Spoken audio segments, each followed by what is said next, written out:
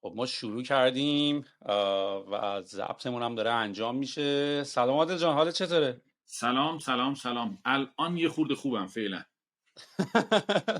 خب خوبی. فکر کنم صبح خیلی زودتونم، نه که حالا خیلی زود باشه، ولی فکر کنم طرفای ساعت 9 صبحتون باشه. 9 صبح یه روز تعطیله بعد از خوردن کله پاچه. آره، صبح زود عالی حساب عالی. میشه. منم ساعت 4 بعد از ظهرم هست و خب اتفاقات خیلی زیادی فکر کنم تو این بازه. اول از همه عادل یه سوال خیلی ریلکس ازت بپرسم، چیا رو میتونیم راجعش صحبت کنیم، چیا رو نمیتونیم راجعش صحبت کنیم؟ تو هر چی دوست داری بپرس. منم با تو شرایطی که دارم و خب به هر حال توی شرایط خاصی قرار دارم ممکنه بعضی سوالات جواب ندم، ولی توهین ام. نیست. فقط به ام. خاطر به قول من مصلحت اندیشی و آره. مقطع حساس کنونی و شرایط حساس کنونی ممکنه بعضی سوالات رد شم. عالی عالی. خب من خیلی خوشحالم دارم با صحبت میکنم عادل. من متاسفانه اون بازه زمانی که ایران بودم افتخار آشنایی باتون رو نداشتم، ولی خب تعریفتون رو خیلی شنیدم و احترام و ریسپکتی که بچهای کامیونیتی بهتون میذاره رو دیدم و در این بازی زمانی که میخواستم باهات صحبت بکنم خیلی راجبش اکسایتد و به اصطلاح اشتیاق داشتم که باهات صحبت بکنم، علل خصوص که اصلا بحث کلا مارکتینگ و بازاریابی و حالا کلمه بازاریابی رو من خیلی نمیدونم میشه همون مارکتینگ یا ترجمه فارسیش دقیقاً. آره این قول داره. ولی یه مقداری یکی از موضوعات مورد علاقه خودم هم هست و حالا کلا متاسفانه الان شرایطی که ایران توش قرار گرفته اصلا من نمیدونم دیگه الان ما اصلا میتونیم راجع به کاتینگ اج تکنولوژی و اتفاقاتی که داره تو دنیا میفته راجع بهش صحبت بکنیم یا نه. و یه احساس خیلی ترسم جدیدن از سیگنال هایی که بچه ها میگیرن اینه که یکم همه خیلی ناراحتن از اتفاقاتی که داره میفته برای اکوسیستم استارتاپی ایران. شاید اصلا بخواد داره دیگه، یعنی یه جوری با خاک داره یکسان میشه و یه بار دیگه این اکوسیستم بخوره زمین دیگه شاید دوباره سر و پا وایسادنش به همین راحتی ها نباشه. ولی حالا شما خودتون هم موقع که برگشتین الان اوضاع رو چطوری میبینین؟ حالتون چطوره؟ یکم اصلا خودتون به ما بگین. یکم که خب بهترم. یه خورده مشکل فیزیکی داشتم، برطرف شد. یه چند روزی بیمارستان بودم. یه خورده مشکل روحی داره دیگه، طبیعیه. یعنی یه ترسی، یه توهمی، یه جور افسردگی، یه جور حالا شرایطم که می‌بینی غمگین، اینا یعنی شرایط نرمال ندارم. نه، اتفاقا هفته قبل بود دیگه تصمیم گرفتم شاکوشمی برگردم و اعلام کردم میخوام برگردم و دلیلم اینه که میخوام به شرایط عادی خودم، نه اینکه حالا مملکت شرایط عادی برگشته باشه، ولی خودم میخوام به شرایط عادی برگردم. چون موقع نظر روحی تحت فشار آدم، خاطرات هست بالاخره، اون فشارهای روحی و اینها هست.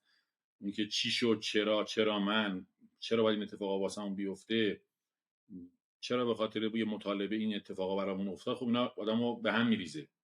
آره، ولی خب فعلا دارم تلاش میکنم برگردم، دارم دست و پا میزنم. و خودتون حالا به جوابای چراهایی رسیدین؟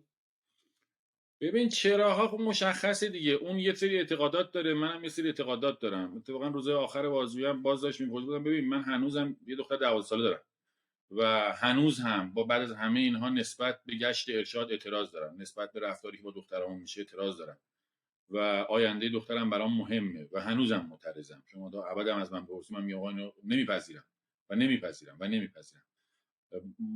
ولی اینکه بخوام بگم الان یه اتفاق افتاده جنبالی ندارم واقعا، نه. الان توی حالت گیجی و گنگی و ابهامیم. نه من تو بقیه هم همین میبینم.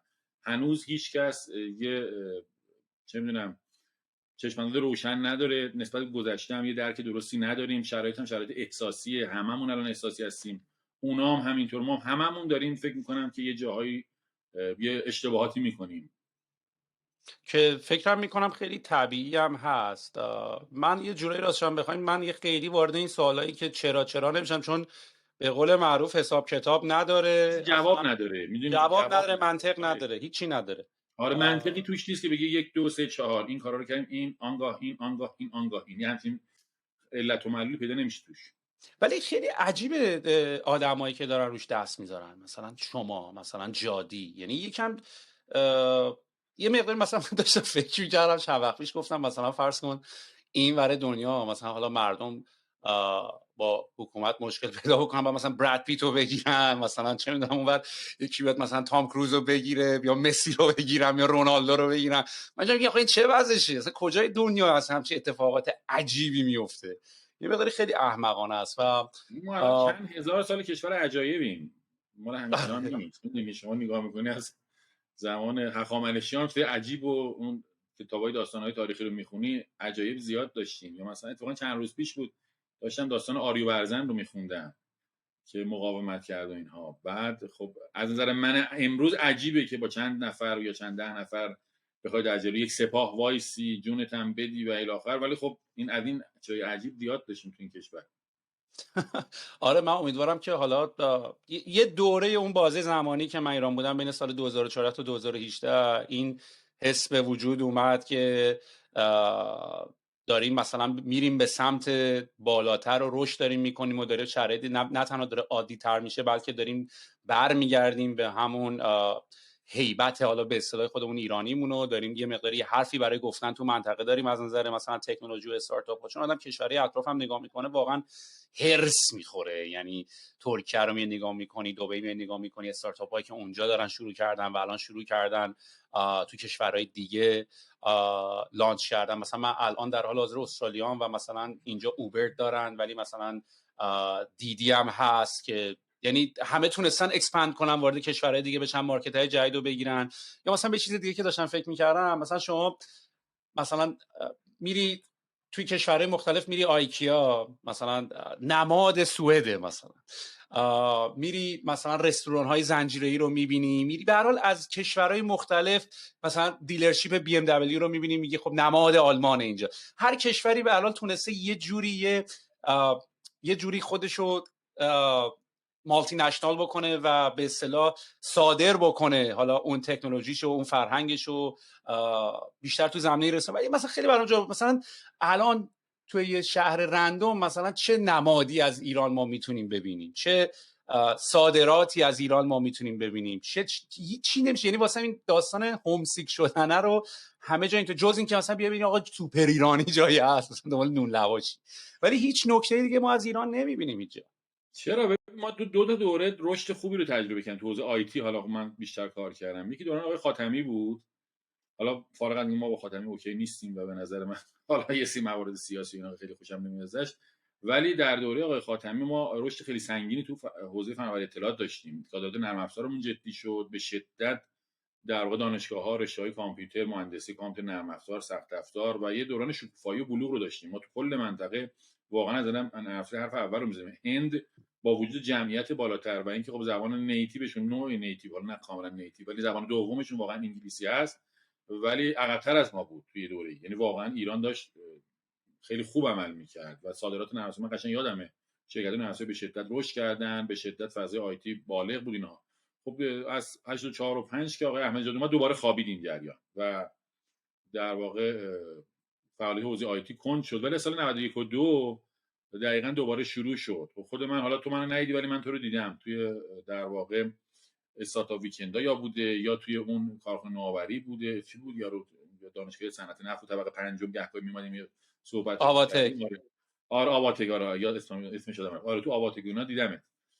طبیعیه تو یادت نباشه، ولی خب من چون اون روزا برام خیلی فضای عجیب بود. یه آدم کاملا سنتی حوزه آیتی، برنامه‌نویس، توسعه دهنده وب، چه می‌دونم طراح سایت و اینها، یه دفعه با یه فضای آشنا شده بود که آدما میان دست به دست همدیگه میدن، نه اون ساختار هایرارکی سلسله مراتبی، نه تیم میشن. بعد یه استارتاپ یه ایده رو میارن، پرورش میدن، میرن جلو، دیگه فیزیبل استادی نداری، طرح تجاری نداری، برنامه‌ریزی چند ماه. مثلا ما مدلمون اینطوری بود، میشستیم یک سال برنامه‌ریزی می‌کردیم، نرم افزار می‌خوایم، بعد اینا رو داکیومنت می‌کردیم، مستندسازی، همه چیز باید طبق یه سری اصول می‌رفت جلو، آی تی آی رو الی. بعد مثلا یه پروداکت اولی اینا، بعد یهو اومدیم با این مفاهیم با شماها، از تو و دیگرانی که توی اونجاها صحبت می‌کردید درباره تیم، درباره ام وی پی، اینا یه فضای جدید بود دیگه. یه دفعه من خیلی حال کردم و خب یه فضای رشد اتفاق افتاد. زمان آقای روحانی بود، وزیرش هم واعظی بود، بعدم جرمی، این داشت به سرعت رشد می‌کرد. حالا که اون وسطا یه سری انحراف‌ها اتفاق افتاد، یه سری اشتباهات اتفاق افتاد، یه سری آدمای دوگمی هم اومدن شبنامه دادن، کلا فضا رو مسموم کردن و اون فضای امیدوارانه گرفتن. این اتفاق، ولی حداقل 2 بار من یه فضای رشد سریع رو دیدم، فضایی که امید و در واقع امید به آینده به علاوه منابع موجودی که تو کشورمون کم نداریم، در واقع هم جوونا، آدمای پخته بالغ، کسایی که واقعا کاربلدن، متخصصن، کمک کرد که به سرعت رشد کنیم. من هنوزم امیدوارم که باز همین اتفاق بیفته. یعنی ما هنوز هم میتونیم، هرچند اعتقاد دارم که شاید خیلی فرصت نداریم، چون مهاجرت‌ها رو که دارم میبینم و این ناامیدی رو که دارم میبینم، خود منم نگران آینده میشم. ولی امیدوارم که این اندک سرمایه‌های باقی مونده از دست نرن و باز هم بشه در یک فضای امیدوارانه یه حرکتی کرد.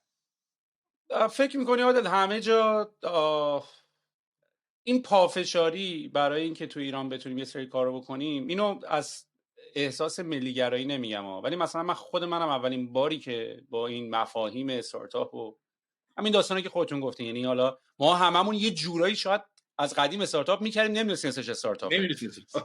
به قول خودتون مثلا حالا فریلنس شاید یه دوره‌ای میکردیم یا روی پروژه‌ای کار میکردیم و بعد یواش یواش اتفاقایی که مثلا تو امریکا افتاد اومد به این یه چارچوبی داد و من اونجا و ما هم حالا خیلی اکسایتد همه اینا رو اومدیم سعی کردیم کپی کردن، ولی بعد از یه مدتی من دوزاریم افتاد که آقا دلیل داره تمام این شرکت‌های بزرگی که تو دنیا می‌بینی امریکان، دلیل داره مثلا ایر بی ام بی تو امریکا به وجود میاد، آی بی ام تو امریکا به وجود میاد، اینتل تو امریکا به وجود میاد، فیسبوک تو امریکا به وجود، توییتر و الی آخر. و حالا درسته چند کشور دیگه هم حالا هستن مثل سوئد هست، مثلا اسپاتیفای درست کرده، استرالیا مثلا من الان نگاه کردم که حالا مثلا جیرای اطلسیان هم اینجان، یا حتی اسرائیل خیلی استارتاپ های قوی داره. ولی کلا در مجموع تعداد استارتاپ هایی که به وجود میاد تقریبا همه تراکمشون توی امریکاست، حالا به اضافه تکودوی که اخیراً از کشورهای دیگه اومده بیرون. و بعد من یواش یواش برام سوال اومد که این تیپ استارتاپ هایی که ما داریم توی ایران راجعش صحبت میکنیم با اون تیپ استارتاپ ها یه مقداری اینوویتیو تر و یه مقداری دنبال ایده هایی که یه به اصطلاح یه آدسیتی و جرأتی توشه که آقا من میخوام برم یه کاری که تا حالا نشده و یه مدل جدید و اصلا یه رفتار جدید رو میخوام به وجود بیارم. مثلا در مثال ایر بی ام بی من میخوام بتونم خونه ها رو خونه خودم رو بتونم به یه آدم غریبه اجاره بدم و فقط حالا شاید مدل‌های کار کرده رو بشه توی کشورهایی که مثل ایران هست و انجام داد. یعنی خیلی ریسک بالایی خواهد داشت تو ایران که تو تازه بخوای یه ایده ای رو بری تازه مثلا تستش رو بگیری ببینی میشه یا نه. بنابراین خود من یه مقداری دیگه از این اصرار بر این که آقا توی یه جایی مثل ایران حالا بخوای استارتاپ بزنی یکم دست برداشتم.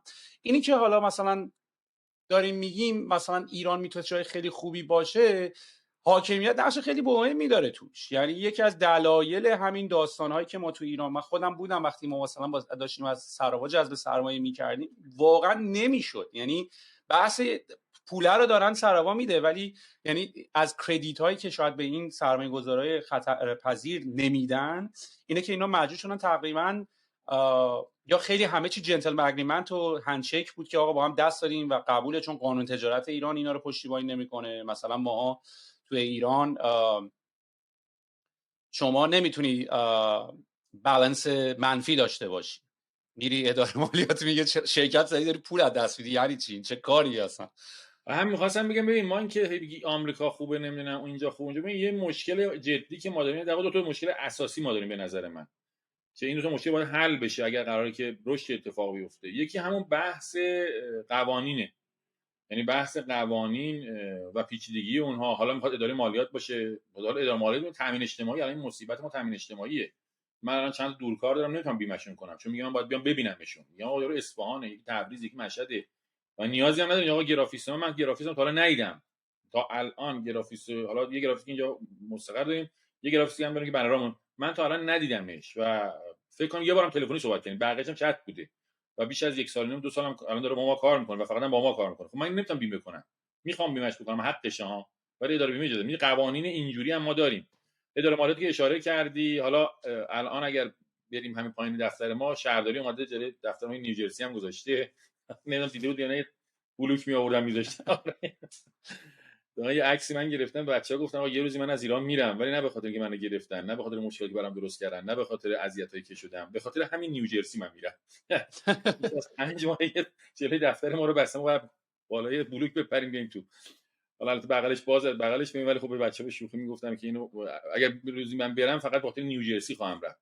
میدونی از این مشکل قانونی رو داریم، یعنی قوانین و دست و پاگیری بودنش و عدم شفافیت و از قوانین بدتر حالا یه قانون داریم برخورد سلیقه‌ای با قانون و اجرای سلیقه‌ای قانون و برداشت سلیقه‌ای قانون، اینها هم خیلی مصیبت شده. یعنی هر کسی به اونجوری که دلش میخواد قانون رو تعبیر و تفسیر میکنه.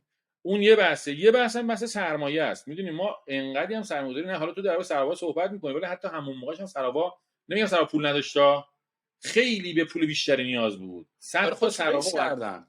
آره به خاطر تحریم ها، به خاطر شرایط اقتصادی اصلا بعد یه بحث این تورم ما اینجا اجازه سرمایه‌گذاری بخشی نمیده.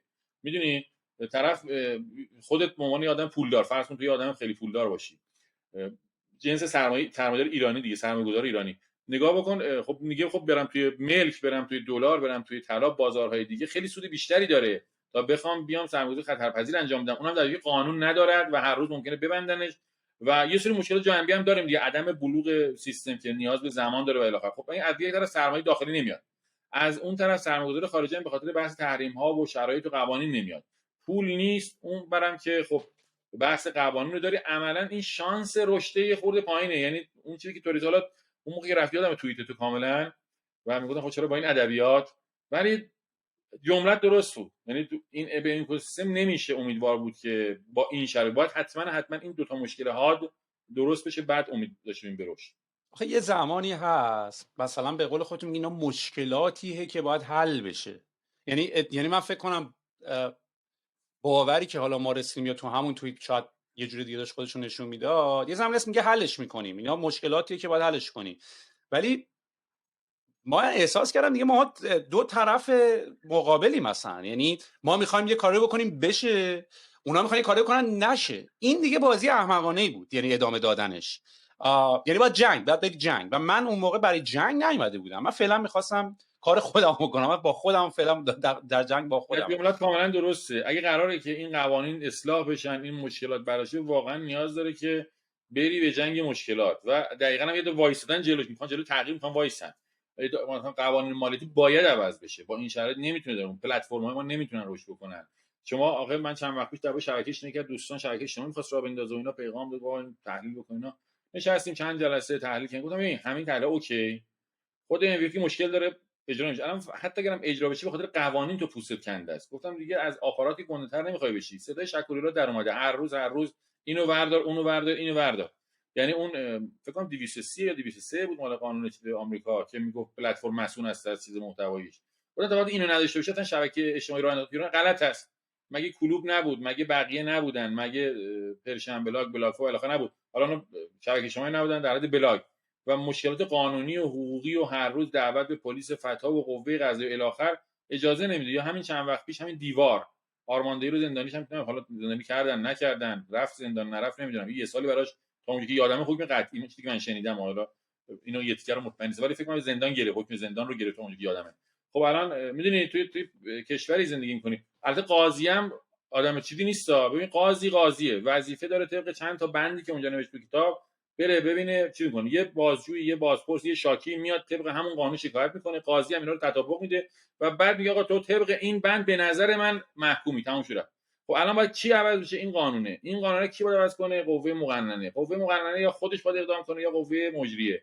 نه قوه مجریه تمایلی داره نه قوه مقننه وقت میگذاره و بعد برای من و تو میشه جنگ. حالا ما باید بریم از دل صنف شروع کنیم بجنگیم، آقا جون مادر این مشکل حل کن که آیا اینا هم توجه بکنن یا نه. مثلا یادم مثلا طرح صیانت هم ما فکر میکنم بالای 6 7 ماه داشتیم میرفتیم میومدیم مرکز پژوهش‌ها، مجلس، کمیسیون اصل 90، کمیسیون اصل نه کمیسیون امنیت مجلس هم 90 رو یادم نیست که اینقدر کمیسیون رفتیم اون موقع دیگه دستم در رفته که آقا این طرح صیانت واقعا یک طرح اشتباه کاملا همه چی از بین میبره، کلاپس میکنه و الی آخر.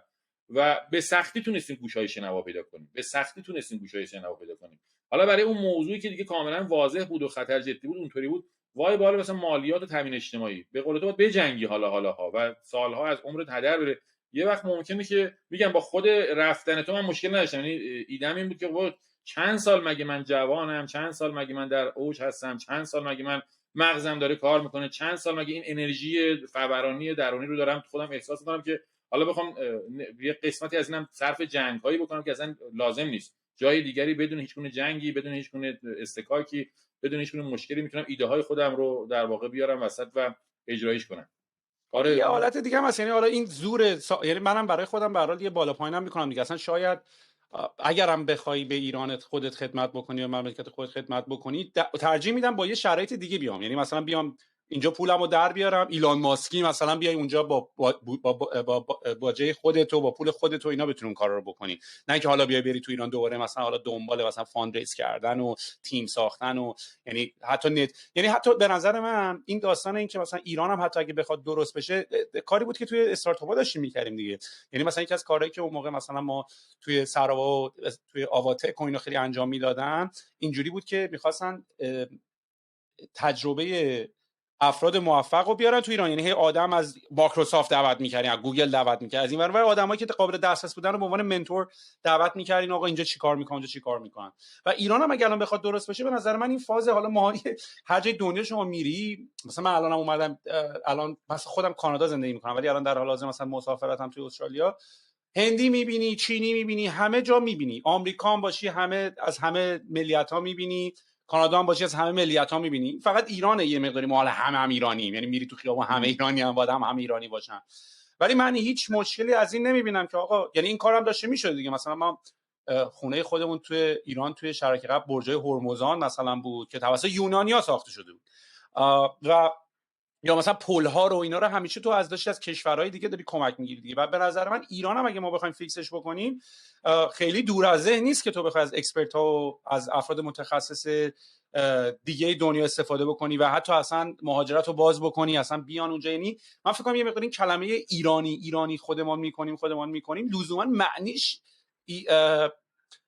ایران به دنیا اومدی باشی نیست. یعنی مثلا خب ما هم با همون افتخار داریم برای کانادا، یعنی مثلا من توان و انرژی که دارم برای کانادا میذارم به عنوان یه حداقل از دید خودم به عنوان یه کانادایی دارم این میذارم، یعنی من دارم به همون کشور خدمت، یعنی اون همچنان اون چیزو دارم، اون ارقو دارم. لزوما حتما نمیخواد مثلا من حالا یه جایی که توش من همین الان بیام استرالیا همین ارقو پیدا، جایی که به من شرایط منو داره برای من فراهم میکنه تا من کار بکنم، من اونجا به هر حال یه ارقی دارم.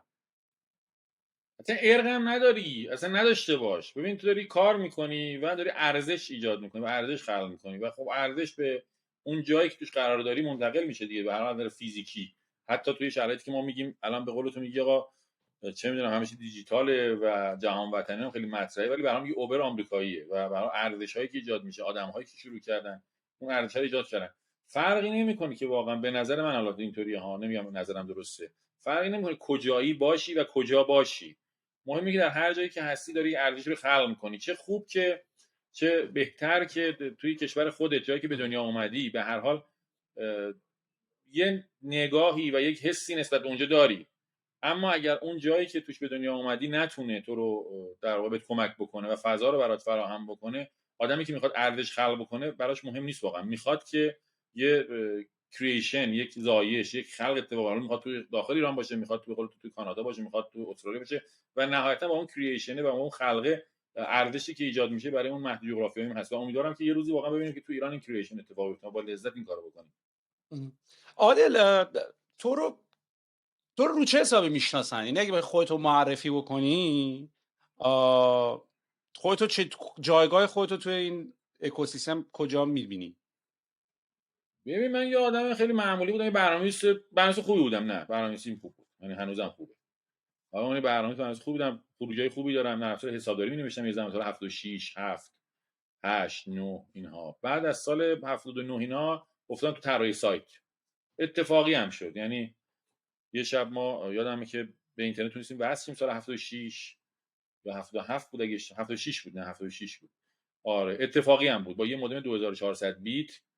اونم یکی از دوستان ما 2 ساعت اینترنت به ما گفتش که این اینترنته، با این تلفن با این رند با مودم. رفتیم مودم خریدیم، اومدیم جامپر، با یه بدبختی هستیم و خیلی عاشق اینترنت شدیم. سال 79 هم دیگه من افتادم به جونش و با HTML و فرانت پیج و اینا یاد گرفتم طراحی سایت بکنم. یه سایتم گرفتم و پولش هم خوب بود، موقع هیچ کی بلد نبود. 50000 تومان من گرفتم سال 79 برای یه سایت 3 صفحه‌ای، 3 تا صفحه استاتیک. 50000 تومان خیلی پول بود، یعنی الان خب پول حساب نمیشه، ولی از سال 79 خیلی خیلی پول بود. فکر می‌کنم به اندازه مثلا چه می‌دونم به مقیاس الان 7 8 میلیون تومان بگیری برای 3 تا صفحه ساده با HTML بزنی که خودت هم می‌دونی هیچ چی نیست. یعنی حتی اون موقعش هم هیچ چی نبود. و بعد دیگه خب خیلی پولش مزه داد بهمون. کسی هم نبود و راحت می‌تونست قیمت بده، 200 تومان 300 تومان می‌گرفتیم. دیگه از سال 82 اینا هم افتادیم تو کار نوشتن، کد نویسی کردن. دیگه طراحی سایت می‌کردیم. if.com جزو اولین فروشگاه اینترنتی بود، ما نوشتیم توی مجموعه منظورنگاران. نمایشگاه.com ما نوشتیم، یه در واقع علی بابا رو گذاشتیم جلومون کپی کردیم، علی بابا چینی رو تازه راه افتاد علی بابا، ما اون رو گذاشتیم جلومون رو عیناً برداشتیم پیاده سازی کردیم و غرفه میفروختیم و اینها، و بعد هم توی مدارس اینا سایت می‌زدیم برای مثلا راه افتاده بود مدارس، کسی هم نبود ما هم سایت می‌زدیم اینا. اونجا بودم، یعنی برنامه‌ریزی خوب بودم، خروجی دارم، نرفته حسابداری هنوزم داره کار میکنه، سایتایی که زدم هنوزم داره کار میکنه، فروشگاه‌ها و الی آخر. منتها سال 92 یه اتفاق عجیب برام افتاد. من کلا یادم نمیخوام به خودم فوش بدم بگم عوضی، ولی خود عوضی بودم. یعنی کسی میومد از من سوال میپرسید مثلا آقا طالبی تو وی بی باید این کارو کنم، یه مسیر دیگه میدم بهش، مثلا یه جوری که احساس کنم من خیلی خفنم بعد نکنه رقیب درست بشه، یه آدمی که الان شیشه خورده ای، یه آدم خودم خوشم نمیاد واقعا که چرا یه زمان این کارو میکردم، به کسی هیچ یاد نمیدونه اینا. سال 91 بود، 91 و 2 بود، یه چیزی یکی از دوستان به من داد، مثلا رادیو مذاکره مال آقای شعبان علی بود، احتمالاً شنیدی اسمش، محمد رضا، و یه کتابی هم ما داد. واقعا تو خوب حرف نمیزنی. تو جلسات من خیلی آدم تندی بودم، نه که خیلی حالا کارم بلد بودم و خیلی هم احساس این که من خیلی خفنم داشتم، میدونی یه حس خیلی عجیب غریب، جوان دیگه آدم جوان باشی متخصص باشی یه دفعه یه حسی بهت دست میده که من تهشم، من خودم یه همچین حسی دادم، داره غرور خیلی بیش از اندازه. غرور خوبه ها، به نظر من غرور تا یه حدی باید لازمه وقتی تو تخصص داری، ولی بیش از اندازهش یه مقدار برای من اتفاق افتاد متأسفانه. خلاصه گفتم تو خیلی بد صحبت میکنی تو جلسات، خیلی توهین‌آمیز صحبت میکنی، مثلا یارو نمیفهمی تو، یا مثلا یکی میگه بشین ببینیم بابا چی حالیته، من خودم میدونم چقدر تو کارفرما میومد اینو میخوام اینو میخوام، من تو خودت نمیفهمی، من میزنم تو بعدم ببین چیه. یعنی حتی کارفرما هم اجازه نداشت من توضیح بده اینا.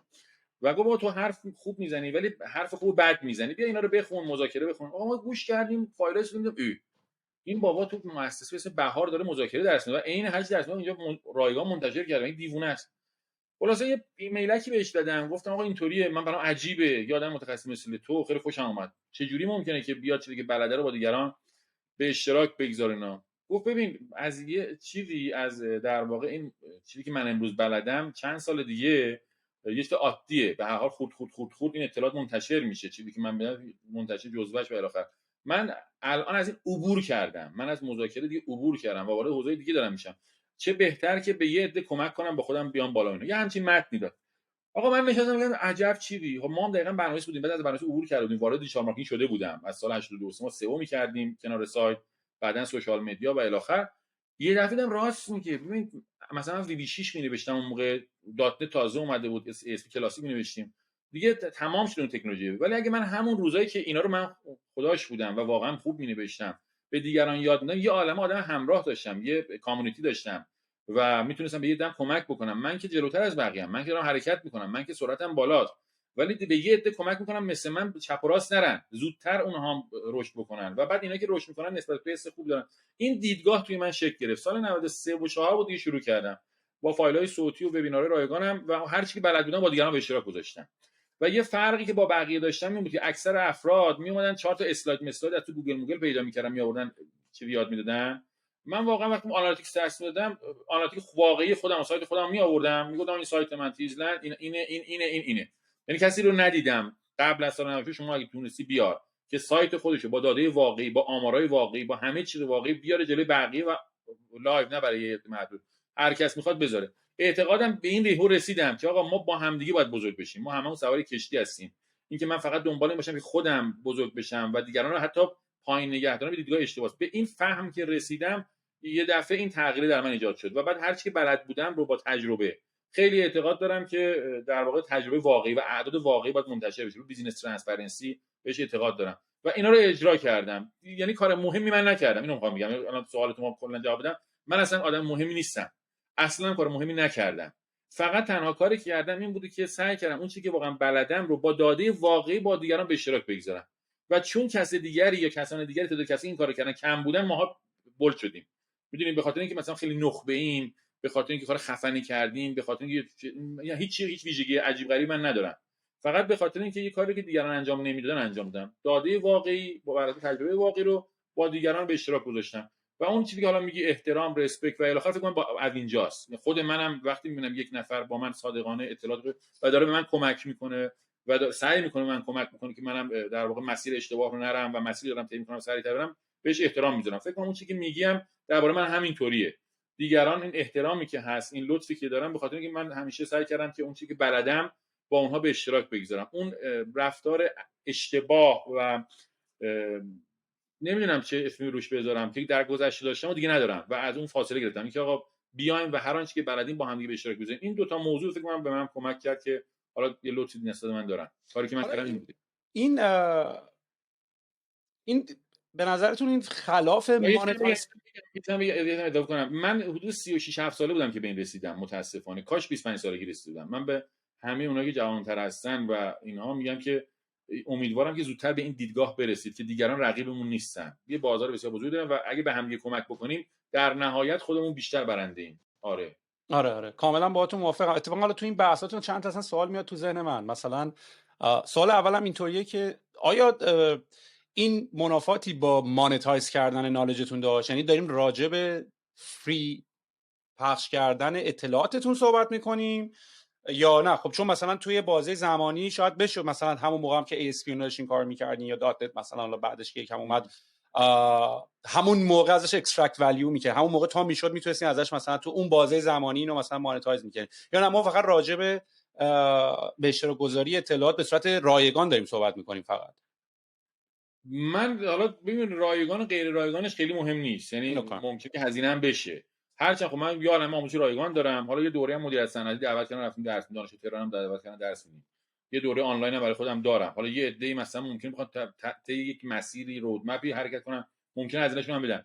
ولی اون به اشتراک گذاری اطلاعات فارغ از این رایگان یا غیر رایگانه و اطلاعات واقعی، میدونی خودت هم دوره زیاد دیدی دیگه، فقط یه تعدادی اسلاید. حالا تو دیجیتال مارکتینگ ندارم میگم، ولی من کاری که می‌کردم یه کمپین ران می‌کردم، میومدم مثلا یادمه یکی از اولین کارهایی که کردم ای نتورک و کلیکیاب و ادنگاه، اون موقع مثلا تازه داشتن کار می‌کردن، اومدم 3 تا کمپین باشون ران کردم، داده‌های واقعی کمپینا رو با دیگران به اشتراک گذاشتم و گفتم آقا این اینقدر فراد داره، اینقدر کانورژن داره، این کلیک‌ها تحلیلاشو و نشوندم که چگونه تحلیل می‌کنن هستن.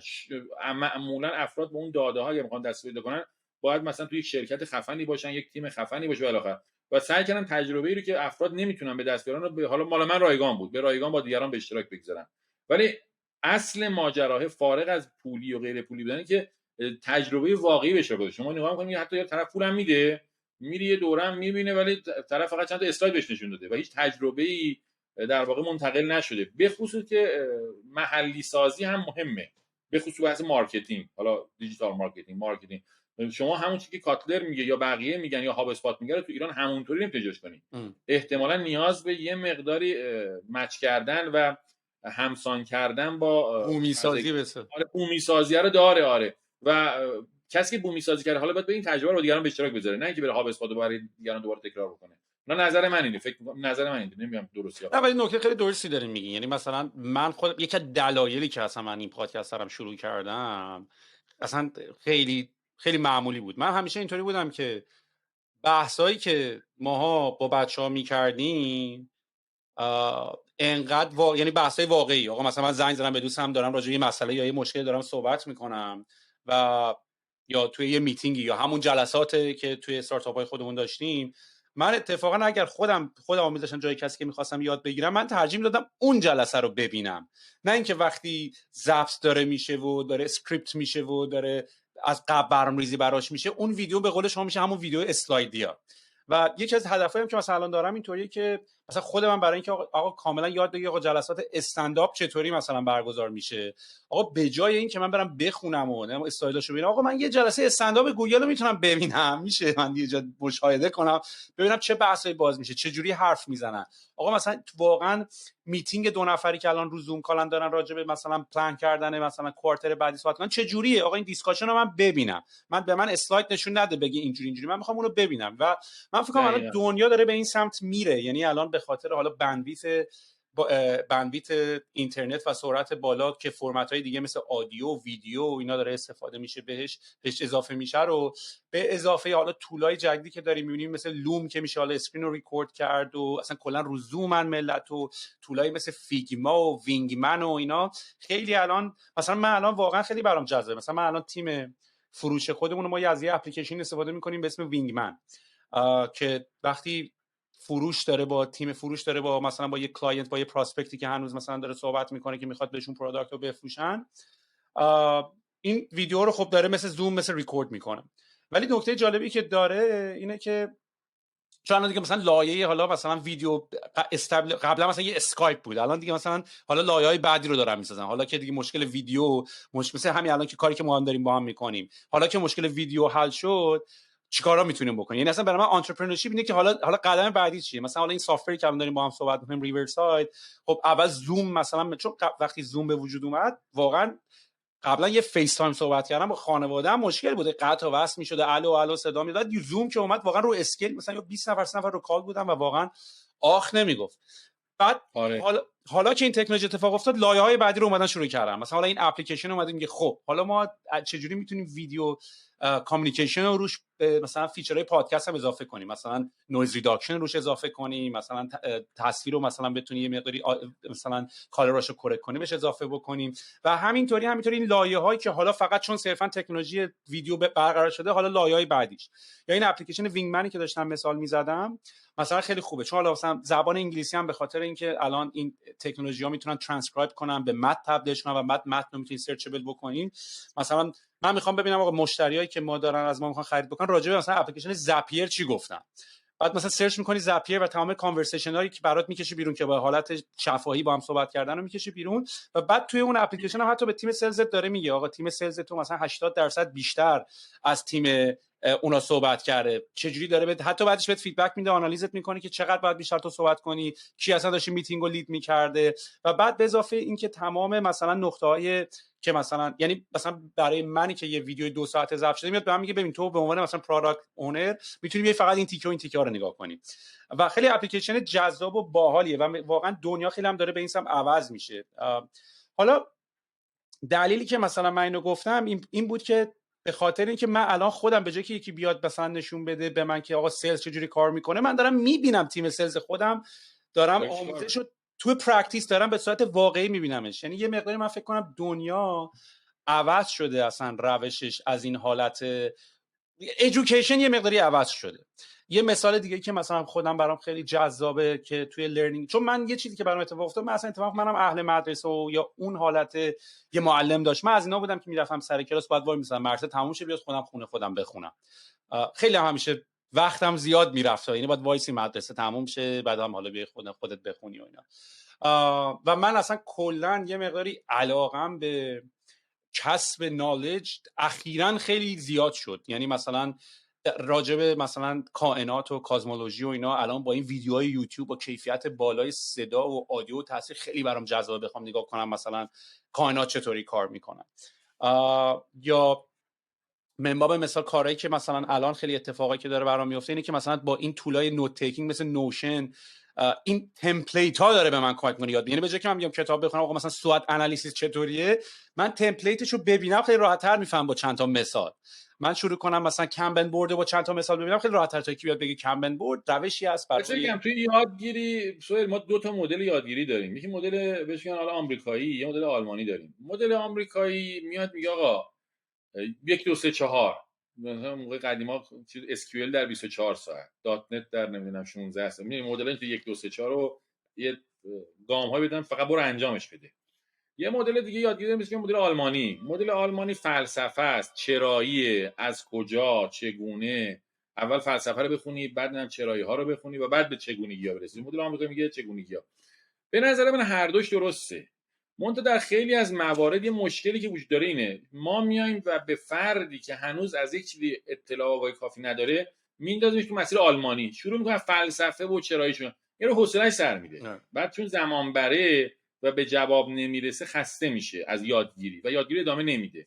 اما چیزی که من بهش رسیدم اینه که خیلی وقتا به آدمی که تو اول راه به خصوص از مدل آمریکایی استفاده کنی، بهش یاد بدی، سری ببینه چیکار این 1 2 3 انجامش خروجی رو بگیره، حالا بعد از خروجی مزهش اون زیر دهنش حالا بره و بشینه ببینید چرایی فلسفه اون حالا عمیق میشه. حالا الان دیگه میتونه خودش اون رو توسعه بده، میتونه از اون ابزار بشه بهتر و موثر استفاده کنه.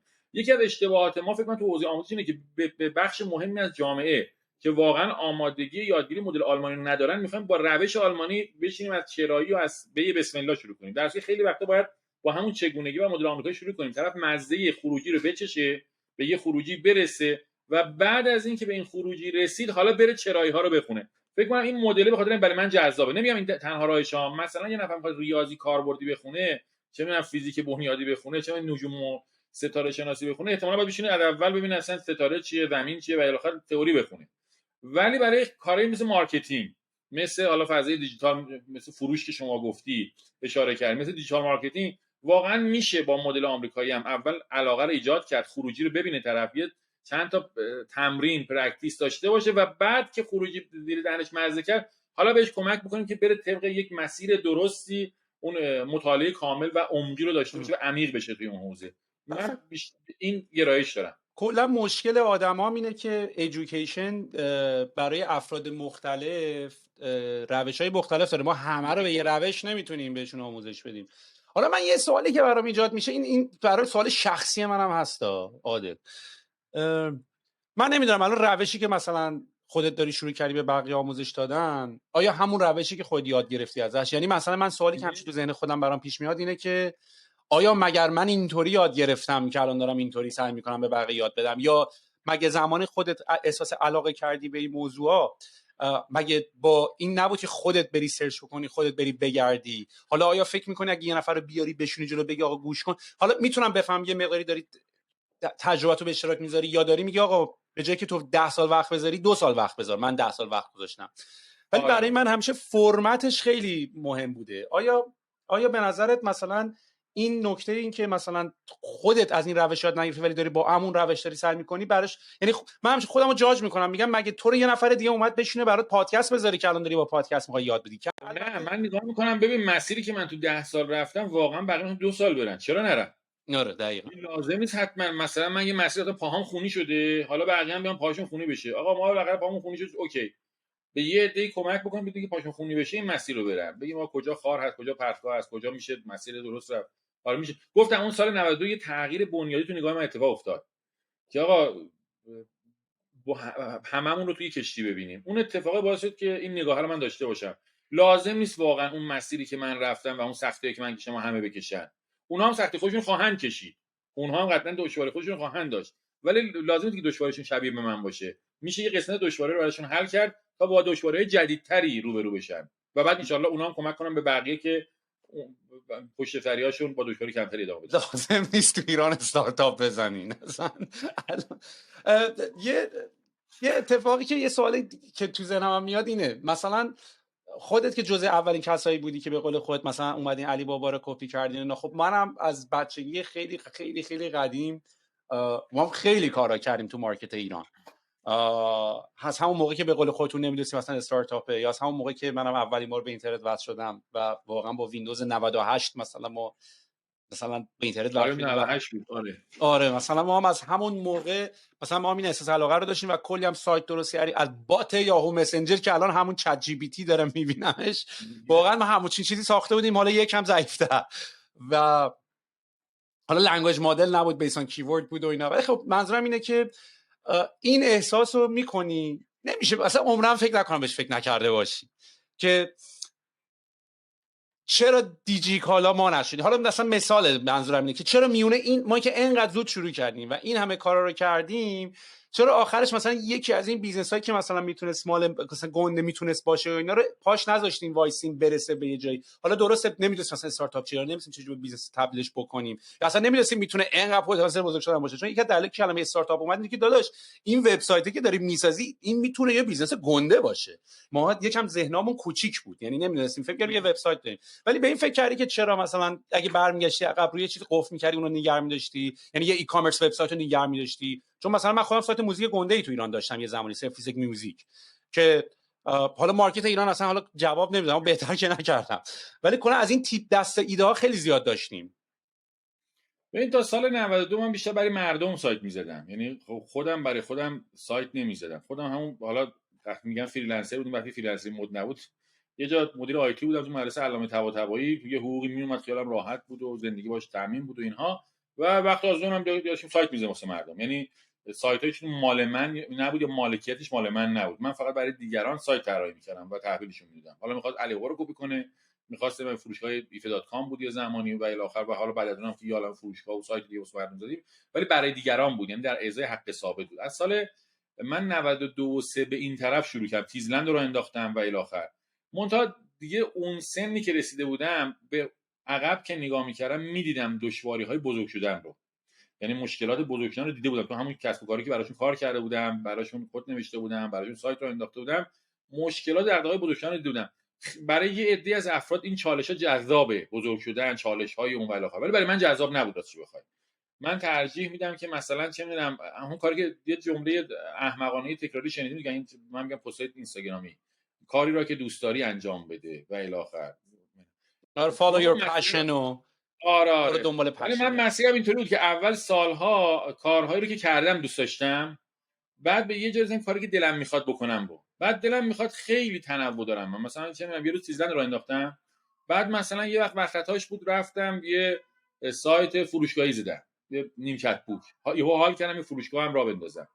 بعد مثلا دوباره چند ماه گذشت، یهو ایده یه سایت دیگه‌ای به ذهنم رسید تو حوزه بازی‌های فکری اینا. دوباره یه سال بعد خیلی حال نکردم، نمی‌کنم اصلا با بزرگ کردن یه بیزینس که خیلی جدی باشه. من خیلی انگیزم، خیلی حال می‌کنم که ایده رو پیاده کنم، بعد نشون بدم داره کار می‌کنه، بعد یه سیستم براش بسازم. بعد نگاه دیدی بعضیا مثلا ساعت‌های چیز دارن، ساعت‌های کلکسیون ساعت دارن، از این ساعتایی که چی بهش میگن، آویزون می‌کردن قدیم تو جلیقه می‌ذاشتن، کوتش رو وا می‌کنن اینجوری در میاد. دوست دارم اونا داشته باشم. آره بعد میشینن عقربش رو نگاه میکنن، این چرخ دنده‌هاش میبینن، با همون دیدن اینکه این چرخ دنده با نظم و ترتیب دارن کار میکنن. منم یه همچین روحیه‌ای دارم، یعنی روحیه جنگجوی نمیدونم میل به رشد اینو ندارم. من عاشق اینم که یک سیستم بسازم و بعد ببینم که سیستم داره خودش کار میکنه.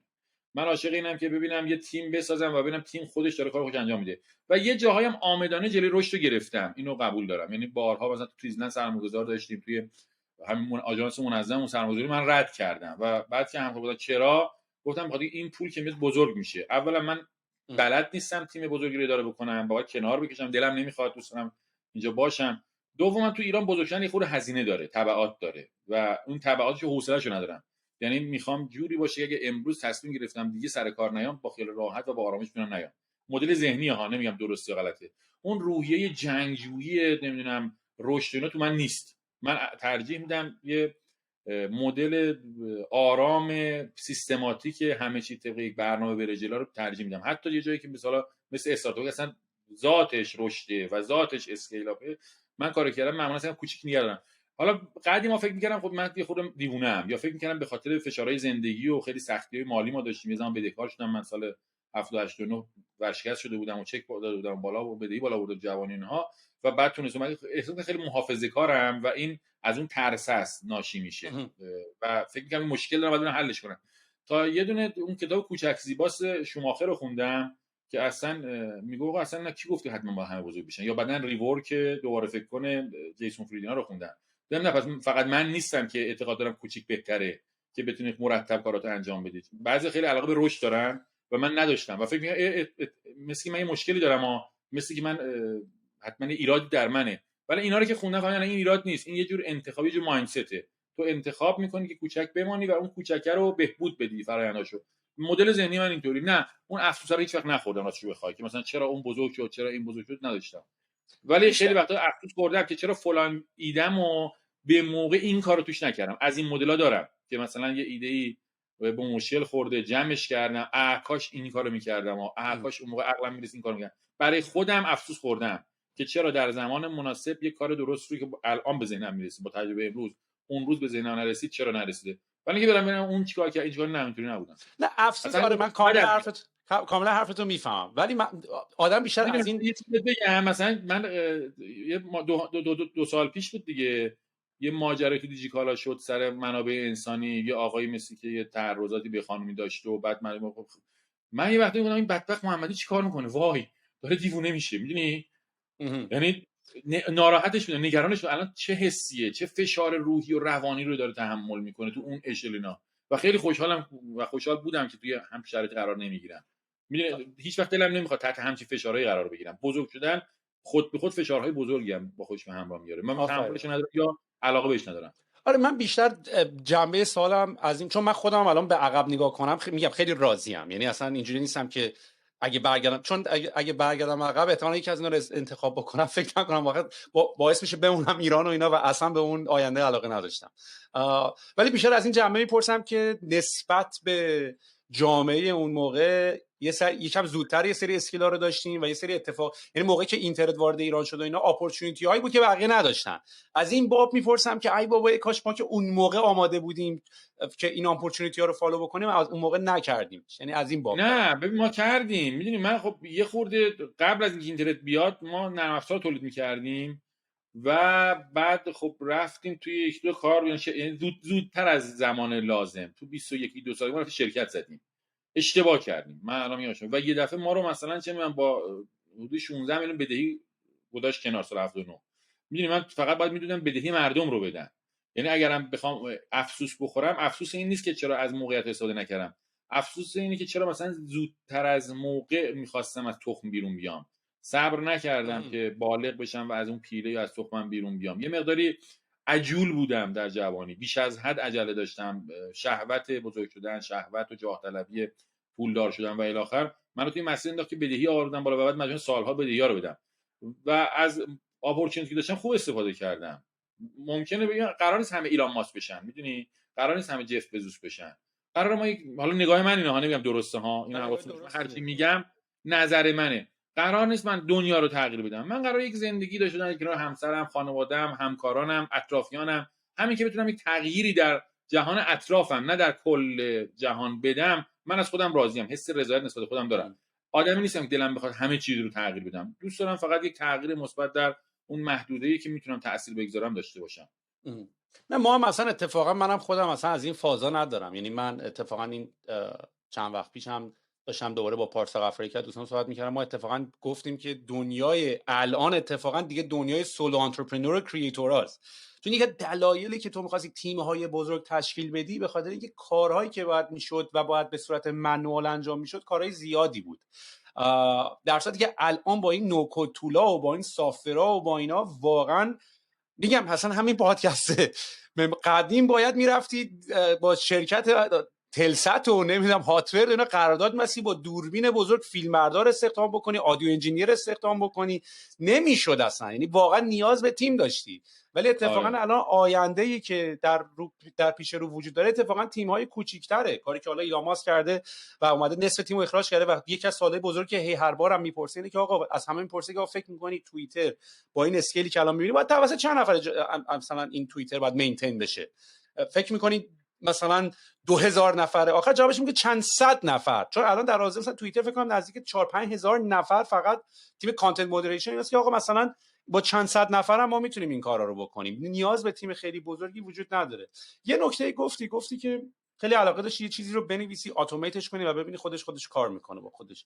اینی که یه برنامه‌نویس به اصطلاح فوکسش رو میذاره میره به سمت دیجیتال مارکتینگ، آیا از همین داستان درست کردن پترن و نه بار خورد بردیم. یعنی ما سایت زده بودیم بعد میگم خب الان فروش داریم بود باید سئو کنیم، رفتیم سئو تبلیغات کنیم، یعنی مارکتش هم بهتر.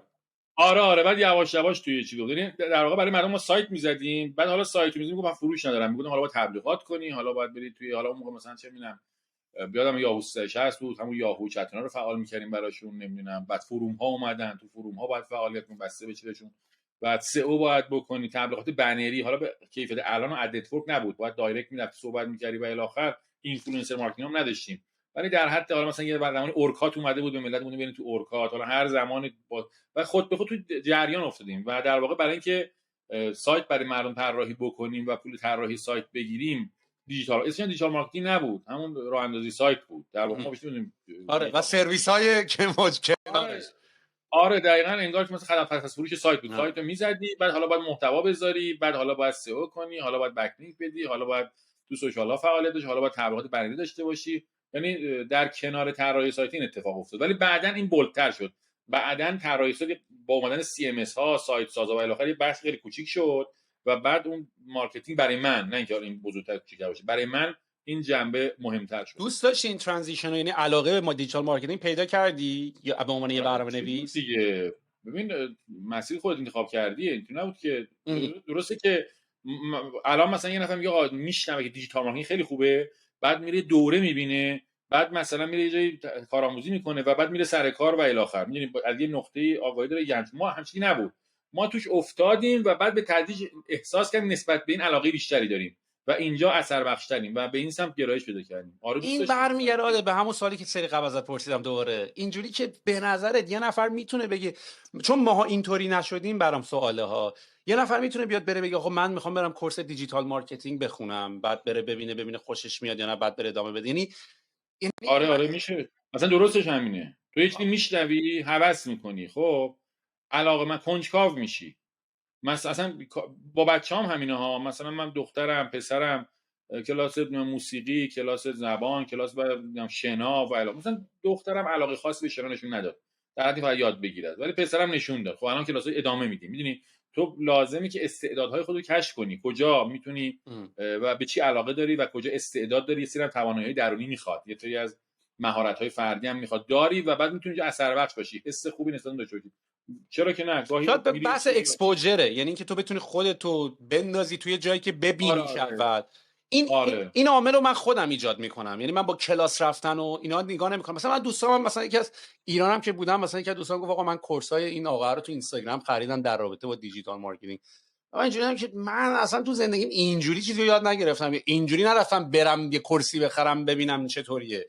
حالا شاید روش خاص خودمو داشتم، شاید مثلا روش من یوتیوب بوده، شاید روش من ولی من احساس میکنم بیشتر جنبه خریده بیشتر جویدن است. یعنی آقا من که حوصله ندارم برم بشینم، یا اصلا نمیدونم از کجا باید شروع کنم که برم کجا بخونم، سرچ کنم ببینم چطوریه، بنابراین مثلا میرم کورس رو بخرم ببینم این میتونه منو راه بندازه یا نه، در صورتی که مثلا برای من اینطوری نیست. یعنی من باید خودم برم پیشگوشتی وا کنم اسباب بازیه رو.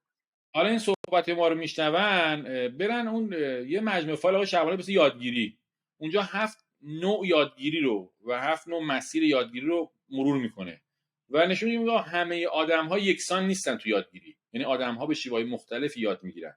مثلا خود من از رو ویدیو یاد نمیگیرم، کتاب، من عاشق کتابم. حالا پی دی اف هم نه، با اینکه خیلی آدم دیجیتالی هستیم و خودمون هم نشه برآیند داریم که اون تو پی دی اف اصلا ندارده، منم موافقم. آره من کتاب کاغذی باشه، یعنی وقتی کتابی از مثلا نمیتونیم تهیه کنیم و میگیرن پی دی افشو میدم پرینت میگیرن میارن جلدم میزنن و بعد میاد مثلا حال میکنن با کاغذ. میبینی مدل منه، آیا درسته؟ نه. یه عده مثلا دارن از روی کتاب دیجیتال یا مثلا پادکست. من خیلی زود خسته میشم، یه دفعه خسته نمیشم، یا فکرم میره جای دیگه، یعنی دارم گوش میکنم یا میبینی 10 دقیقه اصلا میخوام اونو اینجوری کنم. آره مادر منم اینطوریه.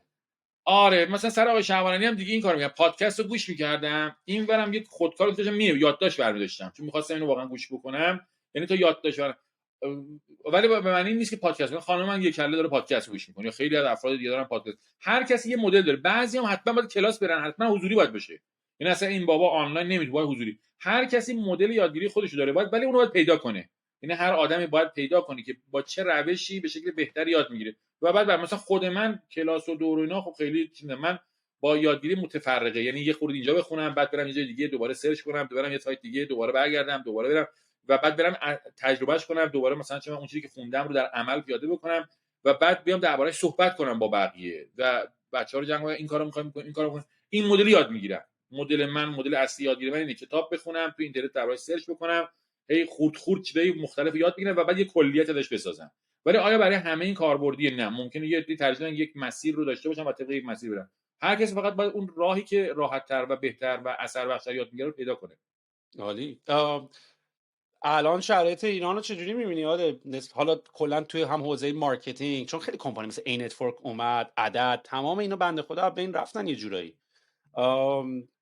برای همین من نمیدونم الان به قول خودت آدم نمیدونه چه، مثلا الان کسایی که به قول ما خودمون میخوایم مسیر رو برای بقیه کوتاه‌تر کنیم دیگه، حداقل تو زخم نخور دیگه، چه پیشنهادی ما میتونیم بهشون بدیم؟ من واقعا احساس میکنم الان ایران جای درستی نیست برای خیلی از کارا، ولی برای خیلی کارام درسته. ولی کلا الان استیج دیجیتال مارکتینگ رو کجا می‌بینی؟ شرکت‌های دیجیتال مارکتینگ رو تو کجا می‌بینی؟ و اصلا کلا خودت چقدر آپدیت شدی؟ چون خیلی عوض میشه این سین. یعنی من الان انقدر روش‌های دوست دارم اصلا با شیر بکنم، خودم هم برام جالبه. یعنی من خودم دارم می‌بینم تیم مارکتینگ و تیم سلزمون چجوری داره کار میکنه و جنب که چقدر بازی عوض شده. اصلا دیگه اس ای دیگه تو تیک تاک داره این جنزی داره سرچ میکنه، اصلا دیگه خیلی عوض شده بازی. ببین حالا بازی یه دفعه برای همه عوض نمیشه، یادمون باشه. میدونی مثلا سئو برای یه عده الان خیلی داره ضعیف‌تر میشه، مثلا تو فروش محصول بگم برام، مثلا فروش کتاب، همین کتابایی که ما چاپ میکنیم، خب خب سئو شاید دیگه برام واقعا برام مهم نیست، بودن تو دیجیکالا برام مهمتره. ابزارهایی مثل این بیشتر به ما کمک میکنن برای فروش، یا شبکه‌های اجتماعی. باز مثلا چه می‌دونم یه کار دیگه هم داریم، مثلا تو حوزه کشاورزی، مال ما نیست، ما کاراشو انجام میدیم، تو حوزه کشاورزیه. خب اونجا مثلا سئو خیلی مهمه. یه نفر که نهال فلان میخواد، فلان درخت رو میخواد، علاقه سرچ میکنن معمولا. می‌بینی رفتار مصرف کننده و جو حاکم بر اون فضا هست که تعیین میکنه چه ابزاری مفیده. ممکنه ابزاری که مثلا چه می‌دونم این ریورسایدی که تو داری به درد هیچ کسی مثلا تو نشه برای نخوره واقعا، چون اصلا کاری نمیکنه. پس هر گروهی ابزارهای خاص خودشون دارن و متاسفانه تو ایران خب تعدادی از ابزارها الان محدود شده. یعنی کسب و کارهایی که به اون ابزارها وابسته بودن مثل اینستاگرام، شبکه‌های اجتماعی، پیام رسان‌ها، ارتباط، خب الان تهدید دارن میشن و به مشکل خوردن و نمیشه پیش بینی هم داشت آینده. میدونی شما الان توی استرالیایی، حتی اون که تو آمریکا ازشون بپرسید 2 سال بعد چی میشه، نه خیلی پررویی میخواد پردیکشن و پیش بینی آینده. توی حوزه تکنولوژی واقعا نمیشه، بیشتر شبیه رمالیه، باید فقط رمال باشی بتونی پیش بینی کنی. حالا تو ایران که بدتر، فکر کن تو همچین حوزه هستی، بعد یه نگاه امنیتی هم به اینترنت وجود داره. یعنی نگاه در واقع تکنولوژیک نیست، نگاه امنیتیه به فضای اینترنت. خب توی امنیت تو آمریکا هم همینه، تو انگلیس هم همینه. موضوعاتی که به امنیت مربوطه در لحظه تصمیم گیری میشه. اگر یه تروریستی مثلا قراره یه کار تروریستی بکنه، دیگه نمیرن مجلس طرح بیارن فلان، در لحظه حتی تصمیم میگیرن، قطع میکنن، میرن سراغ یارو و الی آخر. توی ایران این نگاه امنیتی به اینترنت باعث در لحظه ممکن باشه اتفاقی بیفته. یه دفعه ممکن اینستاگرام قطع بشه، ممکنه فردا اینستاگرام باز بشه، ممکنه فردا گوگل قطع بشه، فردا ممکنه گوگل درایو من باز نشه، فردا ممکنه که فلان ابزار بسته بشه، چه میدونم داشتیم دیگه، مثلا ممکنه همین فردا آپارات رو ببندن، فردا ممکنه دیجیکالا رو قطع کنن. یعنی واقعا امکان داره ها، یه جایی ممکنه دقیقه دیگر اطلاع نداریم. به خاطر همین هم نمیشه واقعا پیش بینی کرد که به کدوم سمت میریم. منتها ببین سناریو هست، ما تو بحث استراتژی معمولا بررسی سناریو رو داریم، نمیتونیم بگیم دقیقاً چه اتفاقی میفته، ولی میگیم احتمالات چیه، چه سناریویی ممکنه محتمله. ببین یکی از سناریوها اینه که وضعیت به همیشه کجدار و مریض ادامه پیدا میکنه. یعنی همین فیلتر و سرعت پایین اینترنت و فیلتر شکن و همین در واقع مشکلاتی هستیم همینطور ادامه پیدا میکنه. خب این وضعیت خوبی نیست. ببین من نمیتونم به خاطر تحریم ها نمیتونم تبلیغات برم، نمیتونم تو یوتیوب از برم، فیسبوک از ندارم، اینستاگرام از ندارم، کلی از ابزار دیگه ندارم، کلی از ابزارا ندارم، یه گوگل ادزی دارم ولی دامنه آی آر هم ندارم. خیلی ماجرا داره دیگه. بعد تازه تارگتد هم نیست. من الان مثلا چه میدونم تصمیم میگیرم، اتفاقا چند وقتی با بچه‌ها صحبت میکردم، ما برای مثلا تو آمریکا یه مشتری داریم تو سن لیاندرو، یه جای نزدیک سن خوزه تو کالیفرنیا، میریم تو سن لیاندرو این کلمات تا $8 هم بیت میزنن براش میره. دقیقاً میدونم کی داره چیکار میکنه و الی آخر. یعنی قشنگ تارگتد. من اینجا مجبورم بدم کل جهان منهای 189 کشور اکسکلود کنم اینا رو. میدونی خب این اصلا این ادز نیست. یعنی میخوام بگم همون ادزی هم که داریم ادز نیست. میخوام هیچ ابزاری رو واقعا ما نداریم. من اتفاقا تو کلاسام گهگاه میگم از دیجیتال مارکتینگ به نظر من از 100% ما 90% نداریم. فقط اون چیزی که اینجا داریم و فکر میکنیم که داریم حتما فقط 10%شه. حالا یه خورده فقط تو سئو فرق میکنه ماجرا. تو سئو رسانه‌های خودمون رو داریم، فرآیندها رو داریم، محتوا رو داریم و الی آخر. وگرنه از ابزارهای دیگه به خاطر تحریم ها یا به خاطر فیلترها نمیتونیم استفاده کنیم و بعضیاشون هم که اصلا ماجرای فرهنگی داره. مثلا توییتر شما نگاه میکنی، مثلا توییتر یه ابزار سیاسی شده توی ایران، دقت کرده باشی. یعنی عقلمون مثلا ایلان ماسک برای همین خریدتش. ولی تو دنیا واقعا فقط سیاسی نیست. درسته تو سیاست تاثیرگذاره ولی تو ایران فقط سیاسیه. فقط می‌بینی فرهنگ اون حتی تو ابزارهایی هم که با بدبختی و فیلتر واسمی کلا متفاوته با نورمی که حالا تو همه جای دنیا داریم می‌بینیم. من استفاده سلبریتی ها رو می‌بینم از توییتر، استفاده کمپانی‌ها رو دارم می‌بینم، شرکت‌ها رو می‌بینم، بی تو بی ها رو. ما تو ایران تو بی تو بی شما یه نمونه توییتر بیار ببینم، حالا فارغ از فیلتر بودنش نداریم. می‌دونی فرهنگی که غالب شد. میخوام بگم که به خاطر این ماجراها ما اصلا دیجیتال مارکتینگ نداریم. حالا یکی از سناریویی که همین وضعیت کجدار و مریضی که واقعا اسمش دیجیتال مارکتینگ نیست، دیجیتال در واقع بازاری در فضای دیجیتال نیست، ادامه پیدا میکنه. یه سناریوی محتمل دیگه که زیادم بوش میاد مدل چینیه دیگه، که عملا ترافیک داخلی میشه، فقط افرادی طبق مجوزهایی میتونن دسترسی به اینترنت داشته باشن، اونم به شکل کنترل شده که اصطلاحا بهش میگن اینترنت طبقاتی. خب از یه منظر حقوق فردی اینها از بین میره، از یه منظر یه عده میان میگن که آقا نه ببین چین چقدر خوب شده الان دیگه همه چی داخلیه ویچت تبلیغ میکنن به من چینی‌ها داشت استفاده میکنن و اینا حرفشون غلط نیست، این منطق پشتشه. اصلا توییتر رو میخواد شبیه ویچت بکنه ایلان ماسک جوری. حالا توییتر من داخل ایران میگم، سناریویی که برای ایران محتمله، میاد میگه آقا کلا اینترنت قطع میشه، تو فقط داخل ایرانی مثلا ابزار الف و ب و پ و ت رو داری، درست مثل اونایی که مثلا چه میدونم ویچت بود چی بود داشتن، آره ویچت بود، آره تو ویچت کارش میکنه، بایدو هم سرچشون میکنه، ما هم اینجا همون، و عوضش چون همه توی بایدو ان و همه تو ویچتن و تو هم میتونی توش تبلیغ بدی، کار کسب و کار راحت تره. اینم سناریوی عجیب و غریبی نیست، رو اینم الان دارن کار میکنن که این احتمالاً باشه. برای یکی از این دوتا میره، یعنی دو تا حالت سناریو سه هم هست البته. اونم ما کار خودمون رو بکنیم، یه کاری نداشته باشیم با بقیه. تو نمیتونی کار خودتو بکنی، میدونی، چون زیرساخت تو تهیه نمی‌کنی، زیرساخت تو نه خب من منظورم از همونه، بیخ بریم وارد بازی بشیم. نه سناریو دیگه به ذهن من نمیرسه، هیچ بیخی وجود نداره راستش. چرا بیخش اینه که مثل تو قشنگ بری اونجا بشینی با یه اینترنت خوب، اتفاقا همه چی مرتب، راحت ببین پرداخت اینترنت داشتی. من یه فیلتر شکن می‌خواستم بخرم، در واقع برای خودم یه 60 دلاری گرفتم، کل اینور و اونور رو پیغام به دوستان تونستم یه دونه وی پی ان 60 دلاری بخریم که خود کیفیت قابل قبولی داشته باشه و راه بندازیم اینها. آره اگه بخوای خلاص بشی باید جابجا بشی. این اینترنت طبقاتی ولی مگه همینطوری شروع نشد؟ من یادم مثلا من خواهرم دکتر بود، باید اون میتونه سرعت اینترنت بالاتری بگیره، یعنی اول اینطوری شروع شد. اون موقع سرعت‌ها رو ADSL بود، میگفتن کسایی که خونگی ان، این مال آقای تقی‌پور بود دیگه، وزیر دوره آقای حمزه، میگه آقا چه معنی داره خونه بیشتر از 128 کیلوبیت داشته باشه، یعنی تو اگه خونگی بود 128 بود. آره اینا دو قسمته کرده بودن. اون این طبقاتی نیست در واقع، این فقط رو سرعت پهنای بانده. طبقاتی که الان داریم تو چین هم داریم، اینا هم بعدشون نمیاد ران کنن، همون طبقاتیه که بیاد بگه آقای طالب تو چی کاری، بگم خب من مهندس کامپیوترم، بگی خب بخون وی پی ان نو الف، خودشون وی پی ان بدونن، تو یا اینترنتی برات وصل کردیم این سایت ها رو میتونی واکنی. اون یکی بگه آقای عادلی چی داری تو، بگم من پزشکم، بگه پزشکا این وایت لیستشونه، شما اینا رو میتونید ببینید. یه همچین مدلیه طبقاتی که مد نظره. حالا تو همچنان عضو انجمن صنفی کسب و کار اینترنتی هستی؟ عضو هیئت مدیره انجمن صنفی ام. این انجمن‌ها چی کار میکنن؟ من خیلی در جریانش نیستم، واقعا نمیفهمم، هیچ وقت نفهمیدم چه اتفاقاتی داره اون تو میفته. ببین انجمن‌ها فلسفه‌شون اینه، ببین ما چیزای مختلف داریم، ما اتحادیه داریم، نظام صنفی داریم، انجمن داریم، اینا با هم فرق میکنن. من به همه اینا تو اون توییت همه رو ادرس کردم چون نمیتونستم فرق باشم. آره یه بالانس هم نداشتید. من واقعا خیلی زیاده به قول خود یعنی این فقط ارگان ما داریم، دو تا کار. آره ما مشکل اصلا نه ببین انجمن‌هایی رو ندارن، تو آلمان هم نگاه انجمن‌های ماجرای دیگه دارن، اتحادیه و اینها یه خورده ماجرا.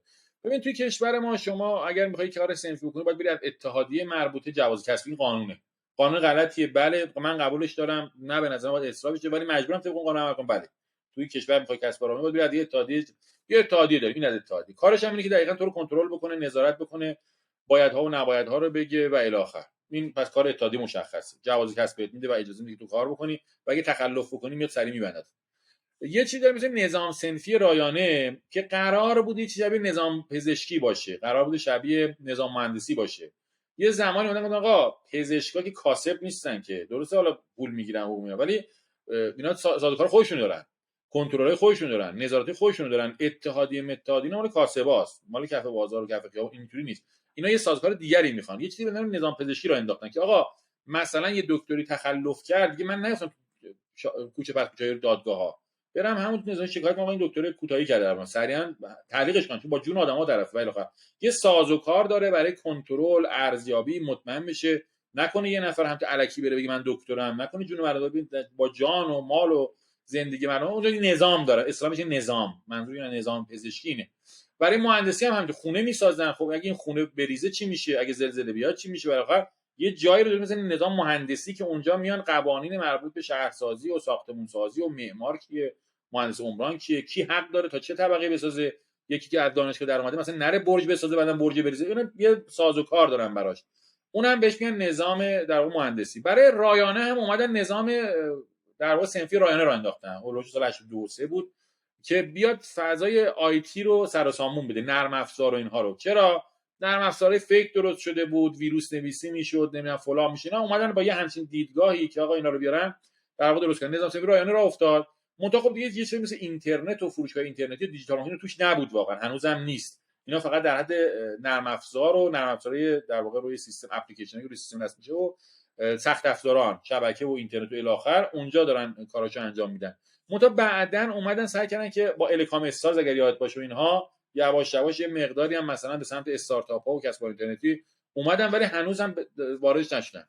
توی یه همچین شرایطی یه سال 92 بود که حالا اتحادیه هنوز نبود، نظام صنفی هم هنوز نبود، یه انجمن یه عده‌ای جمع شدن گفتن آقا هر کی هر جا میرسه یه لقبی به ما میزنه، یکی فیلتر میکنه، یه روز پلیس فتا، یه روز دادگاه جرایمی و آخر اینا شاکیش دور هم جمع میشن. آقای فروغی بود مال روند داتای آر، یه آقای اعتدال مه بود مال همون فروشگاه ایفه.com و نمایشگاه.com خدمتتون عرض کنم. آقای ایسام بود، چی بود اسم خدایا از اون 48 روزی که چه حافظه‌ام از بین برده، سام مدنپور.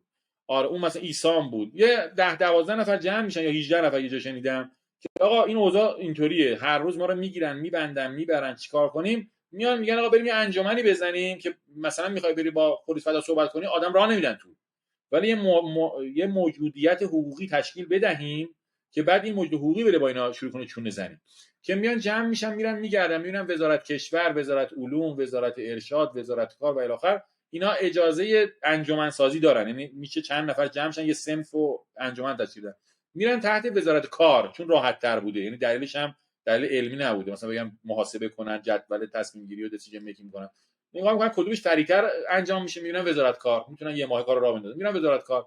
انجمن صنفی کارفرمای کسب اینترنتی راه میفته. هیئت مدیره اولش هم که آقای اعتدال مه بود، آقای الفت نسب بود، سام مدنپور بود، بعد آقای فروغی بود، نتبرگ آقای صادقیان بود، آره آقای صادقیان نتبرگ بود، بعد خدمت کنم دو تا نفر دیگه هم بودن دیگه. اینا تشکیل میشن. هدفی که داشتن این بود که مطالبات صنفی رو پیگیری بکنن که کردن، یعنی از همون اولی که شروع کردن، چون شما میری ریاست جمهوری سهیل راه نمیده، عادل طالبی راه نمیده، محمد راه نمیده، ولی انجمن ها این توان رو نامه‌نگاری کنن، بگن آقا ما الیم بریم 100 تا 200 تا عضو داریم. اون نهاد هم همینطوری میگه خب چرا وقت رو صرف عادل طالبی کنن، ولی یه نماینده میاد میگه من نماینده 200 نفرم، اون موقع وجاهت پیدا میکنه مجلس و الی آخر شروع کردن. خب کارا خیلی بزرگی انجام شد توی این دو دوره گذشته و حالا دوره سوم که امسال اومده. مثلا این ماده 147 داریم تو هم قانون، همون که تو اشاره کردی برای مالیات که میگه شما حق نداری بیش از، در واقع میگه بیش از 80% درآمد حق هزینه نداری. خب اینو رفتیم و جنگیدیم و جلوش برای استارتاپ‌ها کنسل کردیم، نه اینطوری نیست.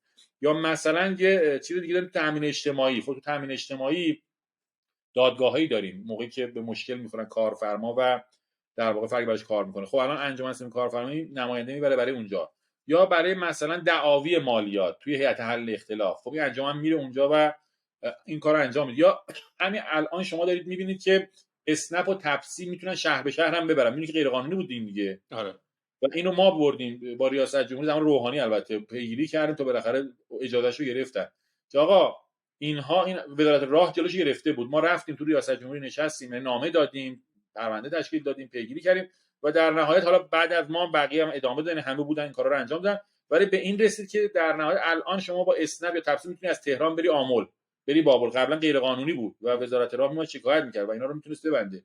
و این کاری که انجمن میکنه، یعنی قرار نیست حالا بعضی فکر کنن مثلا انجمن‌ها باید بیان داد بکنن یا داد بزنن یا فوش بدن یا فلان هر چی، نه اینطوری نیست. انجمن‌ها حالا انجمن صنفی باید برن مطالبات رو از اعضا بگیرن و بعد برن چونه زنی کنن با نهادها، با سازمان‌ها، با ارگان‌ها، با این جاهای لخت و کند و واقعا بسته. کاری که انجمن میکنه اینه. عالی. پس کندم از خود انجمن هم کنده. چرا؟ چون طرفش یک کفه کندن، یعنی نمیتونید یه انجمن توقع یک تغییر بزرگی یه دفعه داشته باشی. بعد یکی دیگه مشکل هم حالا که پرسیده اشاره بکنم اینجا یه قوری بزنم، یه مشکل خیلی حادی هم که داریم یه جمله هست میگه اینقدر نگویید انقلاب برای ما چه کرد، شما برای انقلاب چه کرده اید. دیدی بودی تو خیابان می‌نوشتن. حالا انجمنا من میخوام اینو بگم، آقا اینقدر نگید انجمن، شما برای انجمن چیکار کردید؟ آقا انجمنتون اومد توییت زد، اومد مثلا یه چیزی رو اعتراض کرد، شما رفتید پشتش وایسادید درباره صحبت کردید، چه رسانه چه ببینید شما هم حمایت نمی‌کنید. این هم داره دو انجمن قدرتش از حمایت میگیره. نهادهای قانونی وقتی میبینن یه انجمن اعضاش پشتش دف وایسادن، اون موقع به اینا توجه بیشتری میکنه. یعنی یه جور مرغ و تخم شده. یعنی الان مشکلی که ما داریم، حتی نظام صنفیش هم همینها، حتی اتحادیه هم همینها. خیلی میگن نظام صنفی، آقا نظام صنفی خب بالاخره تلاش خودش همین الان کرده، تو همین 3-4 ماه خیلی تلاش کرده. من میبینم هی نظام صنفی رو اینا رو دارن میکوبن. خب چرا دارید میکوبید؟ این بدبختا دیگه چیکار باید میکردن؟ نامه دادن، تهدید شدن، بازداشت شدن، دیگه چیکار باید براتون میکردن که فوششون ندید؟ بعد شما میرید بهشون فوش میدید. خب از اون ور فوش میخورن، از این ور فوش میخورن. خب خب میبینید ببین سوالش به نظر من عادل، من اتفاقا به نظر خیلی نکته جالبی داره اشاره می‌کنی، منو برمیگردونه به یه چند تا بحثی که می‌خواستم باز بکنم. یکی این که به نظر من خب اول پیار قضیه ضعیفه، یعنی پابلیک ریلیشن بازی که آقا چرا مثلا اصلا این صنف چی کار داره میکنه. من اطلاعاتی که ازت شنیدم اطلاعات جدیدی بود و خب خودشون این کارو نکردن که ما واقعا به این برسیم، به این شور برسیم که همچین کاری دارن میکنن. حالا اصلا بحثا چیا هست، اصلا راجع به چیا داریم صحبت میکنیم، حالا توی فرمت نوشتاری، توی فرمت شاید مثلا ویدیویی که آقا ما الان این صنف ما داریم، یعنی باید یه آدم پیگیر پیدا شه بره تو اون سایت، بره یه داکیومنت نه پی دی اف من پیدا باهات بکنه. مخالفت میکنم. سوال اجازه بده حرفتم قطع کنم، خیلی ببخشیدا. مثلا ما تو انجمن چرا پیارمون نسبتا ضعیفه؟ چون خیلی قوی نیستیم. ما یه انجمن خیلی کوچیکیم، با از نظر مالی هم خب خیلی پول آنچنانی نداریم، به همین دلیل امکان این که مثلا خیلی سرمایه رو پیار بکنیم نداریم. ولی نظام صنفی را اینا واقعا داره خوب کار میکنه. خب ولی بازم دارن میکوبنش، بازم دارن میکوبنش. میدونی چی میخوام بگم؟ یعنی یه جوری میل به فحش دادن، یه جوری میل به لغت زدن توی همه ما زیادی قویه. این توی فرهنگمون الان هست. و هر کی عین من فکر نمیکنه حتما با یه چکی بزنیم بهش. میدونی این مشکل رو داریم. به نظر من نمیگم مشکل پیاری نداریم، نمیگم پیار خوب بوده، حالا چه نظام صنفی، چه انجمن، چه اتحادی و الی آخر، ولی میل به لغت زدن در ما انقدر زیاد هست که عملاً بود همون مرغ تو خورق است لامصب دیگه. اول مرغ اول تو خورق بود. هر چی بگی این برام اینجوری اومد. رسانه‌های ما هم همینطورن. مثلا میگم، مثال میزنم، آقا نظام صنفی کار خیلی مهمی کرده توی بازه ها. همین 2-3 روز پیش بود یه چیزی منتشر، آقا چه کارایی ما انجام دادیم. خب اینو منتشر کرد. به من بیار نشون بده 10 تا 15 تا ما رسانه داریم دیگه تو حوزه آیتی و اینا که همه رو میتونیم اسم ببریم دیگه. من الان اسم نمیبرم، بچهای خوبی هستن ما، ولی یکیشون بیاره که اینو براش باز کرده باشه، درباره این خبر تهیه کرده باشه، دو تا مصاحبه کرده باشه، آقا شما این کارو کردی، چه کار خوبی کردی، حالا دیگه چیکار کردی و الی آخر. میدونی رسانه هامون هم چی میگن؟ چرا؟ چون رسانه معمولا علاقه داره بازخوردهایی ببینه از مخاطباش.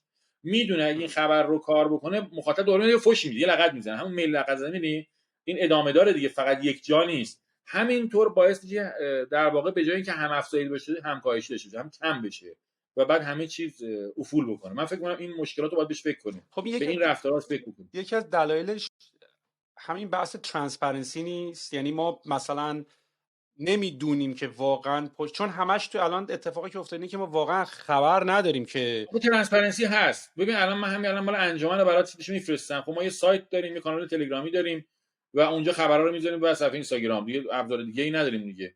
گهگاه خبرامون هم برای رسانه ها میفرستیم، حالا دیگه منتشر نمیکنن، تو سیاستشون نیست اینا. ولی تو بری ببینی حتی جلسه هیئت مدیره برگزار میشه چیزش هم هست، دستوراتش هم هست، چی کار کردن و الی. حتی شرح دستورات میگه شفافیت از این بیشتر میخواد که جلسه نه شناخت از آدمایی که داری میگی مثلا چرا پشتشون در نمیاد. مثلا من بذار از سوال بپرسم دیگه، مثلا من الان دقیقاً یعنی من الان باهات توی کشتی ام، یعنی خیلی طرف مقابلت نیستم. مثلا من اون توی کشتیم فرق نمیکنه. یعنی مثلا من الان خیلی این همه به دیجی کالا و اینا دارن میپرن و من تو توییتر یه سکوت خاصی دارم احساس میکنم. ابراروان ازت میپرسم نسبت به چه احساسی داری، ولی من که تو بچه ها رو میشناسم میدونم همه نظرش اینه که آقا اینا رو الکی کردن کیسه بوکس، ولی هیچکی چی نمیگه. میدونی چرا؟ به خاطر همون لغت زدن است. جرئت نمیکنن. حالا من که نبودم ولی قبلا گفتم آقا ابراروان توی فایل‌های صوتی من هست، بیشتر از من در وضعیت فعلی تاثیر ندارد. همون چون منم دارم مالیات میدم دیگه. اگر واقعا نسبت به وضع موجود اعتراض دارید تو هم مالیات میدید. اونم یه کار انجام میداده و واقعا یه زمینه ساز فیلترینگ و من فلان نبوده و به قول تو هم کیسه بوکس است. منتها چرا گفته نمیشه؟ چون جرئت نمیکنن. چون به من یه جمله میگی یه عده حالا چی یه کلمه‌ای دارن بهش میگن توی توییتر اسمشون اون که حمله میکنن فقط با یه اکانت فیک های همین اکانت های سایبری، اکانت های سایبری نه فیک اسمی داره، اسمش نمیاد. خلاصه یه عکس کاکتوس گذاشته خیلی مفهومی، 4 تا خارم داره مثلا. اونجا داشت کاکتوس بیخار، بعد میاد تو خار مادر زمین زمان هر چی از دانش در میاد میگه تو عکس تو ببینم بعد بیا خوش منتها از ترس همین خارهای بیخار آدم در واقع میترسه حرف بزنه. مثلا همین چند روز پیش بود من یه فایل صوتی داشتم درباره خود چی بود،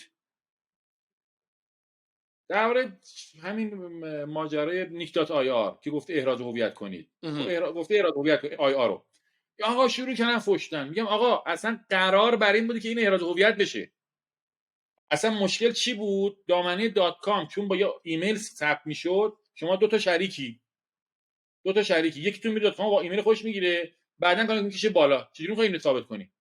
اصلا دامنه های CCTLD بعد از GTLD ها آمد با این فلسفه، آیکن اینو تحویل داد به دولت ها و گفت آقا مشکل ثبت حقیقی حقوقی رو حل بکنید، ما بتونیم دامنه اصلا احراز هویت جز فلسفه ذاتیشه. حالا یه جایی مثل کلمبیا بهش خورد .co شبیه کمپانیه، اومد گفت فری فور آل، ولی بقیه آقا احراز هویت، ترکیه هم احراز هویت میکنه، انگلیس هم احراز هویت میکنه، شما میخواید یو کی ثبت کنی میری اونجا احراز هویت میکنه. آی آرام ولی سر همین موضوع ساده که اصلا بدیهیه و منطقیه این همه جنجال درست میکنن و این همه شایعه درست میکنن. من یه جمله آقا این کارو نکن، اینه آقا شروع کردن تو در حال عادی سازی هستی، تو دستت با اینا تو یه کاسه تو منم موضوعی چی دارید میگید؟ میدونید فحش دادن میل فحش دادن باعث شده حتی صنف، چه افراد چه صنف چه نهادهای صنفی واقعا بترسن، نگن دارن کارشون میکنن ها و ترجیحاً میرن یواشکی به قول تو و یه خورده ترانسپرنسی کم میشه که بهشون فحش ندن. به فکر همین مردمان، به فکر همین آدمان دارن تلاش میکنن وضعیت در حد خودشون ها. به هر حال وقتی اون بالادستی یا عالمه نگاه امنیتی داره و مشکل داره با اینترنت، مشکلات زیاده، ولی در خودشون تلاش میکنن. این لقدهایی که زده میشه به نظر من آسیبش خیلی بیشتره. این همه همراهی دارن لقد میگن نقش حاکمیت تو بیزنس ها، نمیدونم حاکمیت اصلا، حالا حاکمیت کار ندارم، تو هر کشوری که حاکمیت یه قسمتی از یه کمپانی رو داره، وقتی اینا رو الان دارن بولد میکنن میگن دیجیکالا مال سپاهه، میان میگن نمیدونم مثلا خب ولی هیچی نمیگه. من بحثم همینه، جرأت نمیکنن. ببین یارو حرف بزنه من فوشش میدن. میگم من یه جمله خیلی منطقی گفتم که آقا آی آر اصلا فلسفهش BCTLD فلسفهش این بود که در یک کشور قابلیت ثبت حقوقی داشته باشد و برای این ثبت باید احراز هویت بشوی. اصلا اینکه احراز هویت میشه خیلی خوبه، تو .com داری برو با ایمیل ثبت نام کن. آی آر اگر من امروز عادل طالبی بمیرم با کد ملی من زن و بچه من تمام دانه آی آر ام بهش منتقل میشه. ولی اگر امروز حالا البته امروز ببینم مشکلی پیدا نمیشه، اگر 3 ماه پیش میمردم که رمز ایمیل جیمیلمو به خانمم الان دادم، اون موقع نده بودم میمردم .com پریده بود، تمام بود و به دامنه های من و کسبای من بچه‌ام دیگه نمیتونه بهشون برسه. اصلا آی آر اومد برای اینکه مشکل حقوقی رو حل کنه. آی آر کلا CCTLD ها فلسفه‌شون اینه، یه جمله ساده میگی آقا فلسفه خیلی منطقیه دیگه. الان تو با این مشکل موجودی داری؟ من مشکل ندارم، ولی مشکل من اینه که منم دارم اولین بار راجع به این موضوع میشنوم، پس مشکل پی آر داریم. یعنی مثلا این دفعه بعدی حالا مشکل پی آر آقا اوکی، یا عادل طالبی اون حرفو میزنه و داره میگه خب بیام چرا من فوش دادم بهش، خب میدونی چی آ تو مزدوری، تو فلانی، تو بهمانی، بابا مثلا اونی هم که یعنی آدم‌هایی که میدونن و میتونن حرف بزنن رو انقدر میزنیم و انقدر توهین میکنیم و لغت میزنیم که دیگه ترجیح میدن ساکت باشن. دقیقاً. و بعد میگیم چرا هیچ کی حرف نمیزنه، چرا پی آر نمیشه، رسانه هم از ترس حرف مردم و الی آخر این ادامه داره. یه مقداری فکر کنم این مرغ و تخم مرغ رو داریم دیگه. خب من فکر یعنی هر دو طرف الان عقب نشست. من فکر کنم کاری که ما باید بکنیم و در حال حاضر یه مقداری هم مثلا بحث اینا هست که ما یه مقداری باید حداقل این هر چی از این اکوسیستمه که چیزی دیگه ازش نمونده، ولی هر چقدر اگه مونده و اگه می‌خوایم نگرش داریم، حداقل این تعداد باید دیگه اتحاد خودش رو باید نشون بده، پشت هم دیگه وایسه. آره من میگم آقا یه جاهایی ببین توی کار صنفی، توی کاری که می‌خوای یه وقتی باید از چیز خودت شخصی خود عبور کنی، میل شخصی خودت و منافع شخصی خودت و یه منفعت جمعی رو نگاه بکنی و کار صنفی و موفقیت در گروه همینه ها، اینو با هم دیگه باشیم. آقا اوکی، من خیلی وقتا به بقیه بچه‌ام گفتم آقا به ابراروان نقد داریم، خیلی خوب، میشه خیلی فنی صحبت کرد، میشه خیلی تکنیکالی صحبت کرد، مثل جادی یا فن اونایی که دیدی فوش میدن به این توهین، فوش، الفاظی که به کار میره بالاخره در نهایت به اینجایی که الان هستیم میرسونه. در صورتی که اگه یه نفر نقد فنی میکنه، یکی هم بیاد فنی جوابشو بده و این ارتباط فنی باشه، قطعا میتونیم شاهد چه بهتری باشیم. آره یه بحث هم که وجود اینه که همش فکر میکنی همیشه کاسه زیر نیم کاسه است. مثلا الان جادی آزاد شده و ازش پرسید نه آزاد نشده، با وثیقه بیرونه. آره با وثیقه بیرونه و ازش مثلا خودش اومد گفته بود به خاطر چند تا توییت نمیدونم مثلا به اتهام این که مثلا آدما رو دعوت کردی جمع بشن یا تبلیغ علیه نظام از این داستانا براش نوشتن. باز اومدن زیر پادکست هم با اربابان نوشتن که جادی رو به خاطر اربابان گرفتن ولی به زور بهش گفتن که بگو به خاطر این خودش هم یه چیزی بگه باز هنوز باور نمیکنن، یعنی هنوز میگن که اینطوریه. و نمیدونم حالا خودت هم گرفته بودن، من نمیدونم تیپ اتهامات و تیپ سوالات همین بود چقدر دیپه. ببین اصلا دیپ نیست. من روز آخر بهش گفتم این همه خب بالاخره تو اوین خیلی امکانات چرا نیگر میدارن حالا مثلا مدلشونه، اصلا مدل اینطوریه آدما رو نگه داریم تا اصلاح بشن، تا متنبه بشن، تا نادم بشن، تا پشیمان بشن. من روز پنجشنبه من اگه میخوای من نادمم ببخشید دیگه توییت نمیزنم، خب ولم کنید برم. نه تو فعلا باید فرآیند طی بکنم. میدونی این اتفاق میفته، نمیخوام بکشنت که، ولی با همون چیزی که جادی گفته آقا یه سری توییت زدی از نظر اونها این توییت میشود اجتماع توانی. حالا من میگم آقا نمیشود. حالا همه میگن به خاطر اینکه پته اربابان رو ریخته رو مثلا خود جادی هم بنده خدا نمیگه ولی میگه همه، یعنی یه درصدی از این آدما اینطوریان که نه این به خاطر یه پته اربابان رو ریخته وسط. این احتمال وجود داره، این احتمال وجود داره. حالا ابر آروان نه طرح صیانت، مثلا من میگم آقا چون ما سر طرح صیانت خیلی بالا پایین پریدیم از اون موقع من نمیگم کینه به دل گرفتن، شاخکاشون نسبتا حساس شد، بعدن دیگه هر جیکی که ما زدیم برای اونا جوک بود، اومدن گفتن ها این اصلا یه جاش این کرمه رو داره بذار بهش حواسو جمع کنیم که چیزی نشه. ممکنه این باشه، من نمیدونم که واقعا به خاطر اون بوده یا نه واقعا به خاطر فلان توییت هم بوده، یا کلا مثلا به قولی که بچه‌ها میگم نه اینا رو گرفتن که درس عبرتی برای بقیه بشه. شاید هم این بوده واقعا، یعنی شاید واقعا ما 48 اونجا فقط درس برای بقیه. من نمیدونم چی بود، یعنی من الان با قطعیت میتونم بگم آقا من یه توییت زدم و حال اعتراض داشتم، ناراحت بودم، ولی حق خودم نمیدونم واقعا 48 روز اون شرایط باشم. الانم حالا زندان داریم، نمیدونم دادگاه داریم، هنوز نمیدونم چه اتفاقی برام میفته، ولی احساس همینه که واقعا حق من نبود. ما داشتیم اعتراض میکردیم، نه آدم کشته بودیم، نه چاقو کشی کرده بودیم، نه چه میدونم جایی رو آتیش، اینا از نظر من اشتباهه. اینا کلا نسبت به این جور رفتارهایی که یعنی فیزیکی هست من کاملا گارد دارم، طرفش نمیرم و نهیش میکنم و نسبت به اعتراضم به شکل مدنی اعتقاد دارم و باید اعتراض مدنی باشه، اعتراض باید در چارچوب ها باشه. حالا نظر من دیگه بعضی اعتراض دارم میگم آقا چرت نگو خفه شو، میگم من خفه میشم، ولی نظر من اینه که باید اعتراضم بشه مدنی باشه. اعتراض مدنی بوده، توییت زدم گفتم من با این مشکل دارم، من نسبت این اتفاق اشتباه دارم، من نسبت به این موضوع اینگونه موضع میگیرم، ولی خب چون به خاطر همینا بوده، شاید به خاطر همینا گرفتن. چقدر باهات کار داشتن بخوان ازت سوال بپرسن یا فقط گفتن آقا من دیگه سوالام پرسیدم برو واسه خودت تا حالا بگیم بیه؟ نه من هر روز بودیم تا روز آخری سوال میپرسیدن. بعد اوضاع جاتون و اینا چطور بود؟ یعنی ببین باید ببینی با چی میخوای مقایسه کنی دیگه. واقعیت اینه که کثیف نبود جایی که من بودم توی اوین، حالا فشو مثلا، حالا ولی بخاطر مثلا فشاخوی زندان دیگه، میدونید اونجا آدمای لات بودن، چاقو برای ماهایی که خب یه خورده فاصله داشت از این فضا اینا، یه خورده ترسناک بود، ولی جای بدی نبود. مثلا چه میدونم بیان ما رو بزنن یا چه میدونم یه اتفاق عجیب غریب واسه ما بیفته، یا مثلا توی اوین که بودیم خب مثلا غذا خب غذای خوبی بود، ولی خب اون غذا چه غذای زنت که نمیشه که، میدونی. حالا بچه‌ها میگن خب غذاش که خوب بود، میگم درسته که غذای اوین خوبه، هم شنیدم و الی آخر، ولی هر چی هم تو بهترین غذا رو هم بدی، اون غذایی که من توی چه میدونم نون و ماستی که تو خونه میخورم طعمش خیلی بیشتر از چلو کبابی که تو زندان بخوری. و تون و چشمن دائمی بود تو چشم ما و خب خیلی مثلا برای ماهایی که تو زندگی مثلا ما رو نگرفت، ما بازارش نشدیم اصلا، اون چشمنده اصلا برای من خیلی چیز بدی بود. یا بقیه موارد طبیعتا خونه نبود و هتل نبود. حالا یه حالت ترور شخصیتی، همون چشمند و اینا بیشتر. آره فشارهای روحی که آدم میاد، وگرنه مثلا چه میدونم بخواد بزنه چه میدونم فلان بکنه، نمیدونم برای من نبود واقعا. عجب. یه داستانی بود سر دورای استارتاپ ما اول، مثلا این شبنامه و اینا، این به نظرت همون نگاه امنیتی یا نگاه اقتصادیه؟ یعنی میگم دیگه انگار یه سری مخالف وجود داره این تو این بازی، واسه همین این سین استارتاپ ما جون پیدا نمیکنه. یعنی همه پی کار برای حل مشکلات نیستن، یه سری اصلا سنگ دارن میندازن. منم حسم همینه. یه عده اصلا سنگ میندازن. یعنی مثلا شبنامه رو من هر جوری نگاه میکنم میبینم لطمه‌ای که زد خیلی وحشتناک و لطمه وحشتناکی مبارش. نمیدونم اون کسانی که شبنامه رو زدن الان از کاری کردن واقعا احساس خجالت میکنن یا نه.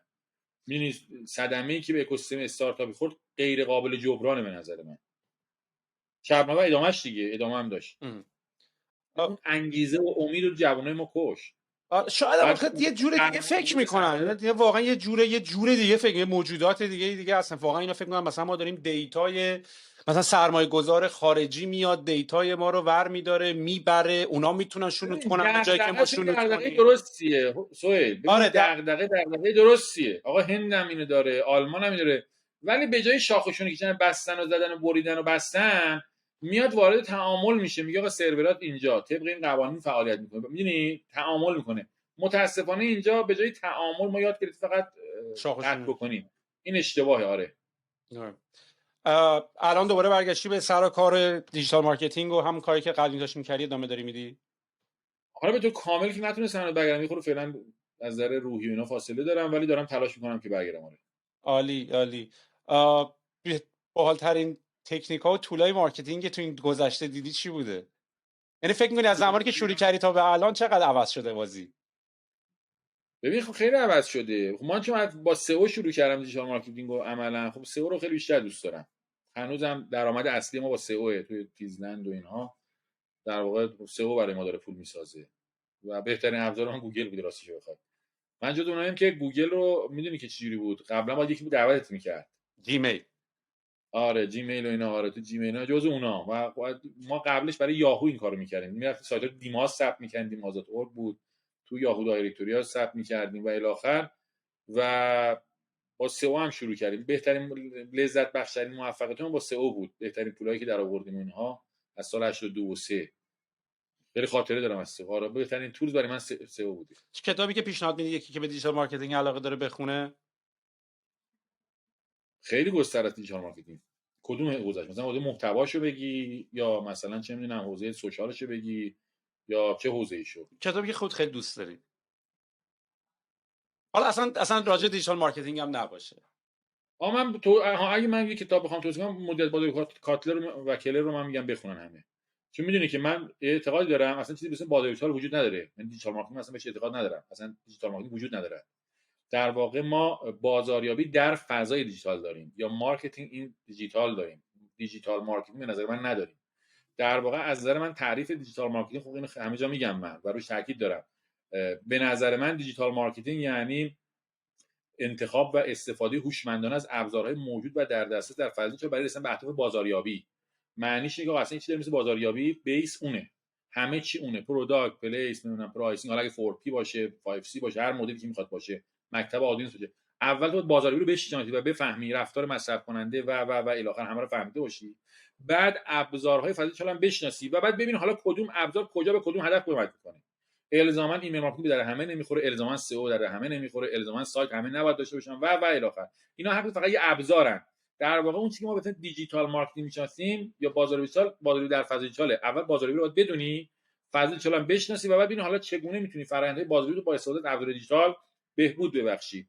طبیعیه که توی همچین نگاهی باید مارکتینگ رو بلد باشی و من توصیه می‌کنم کتاب‌های حوزه مارکتینگ، بازاریابی و رفتار مصرف کننده رو حتما بخونید.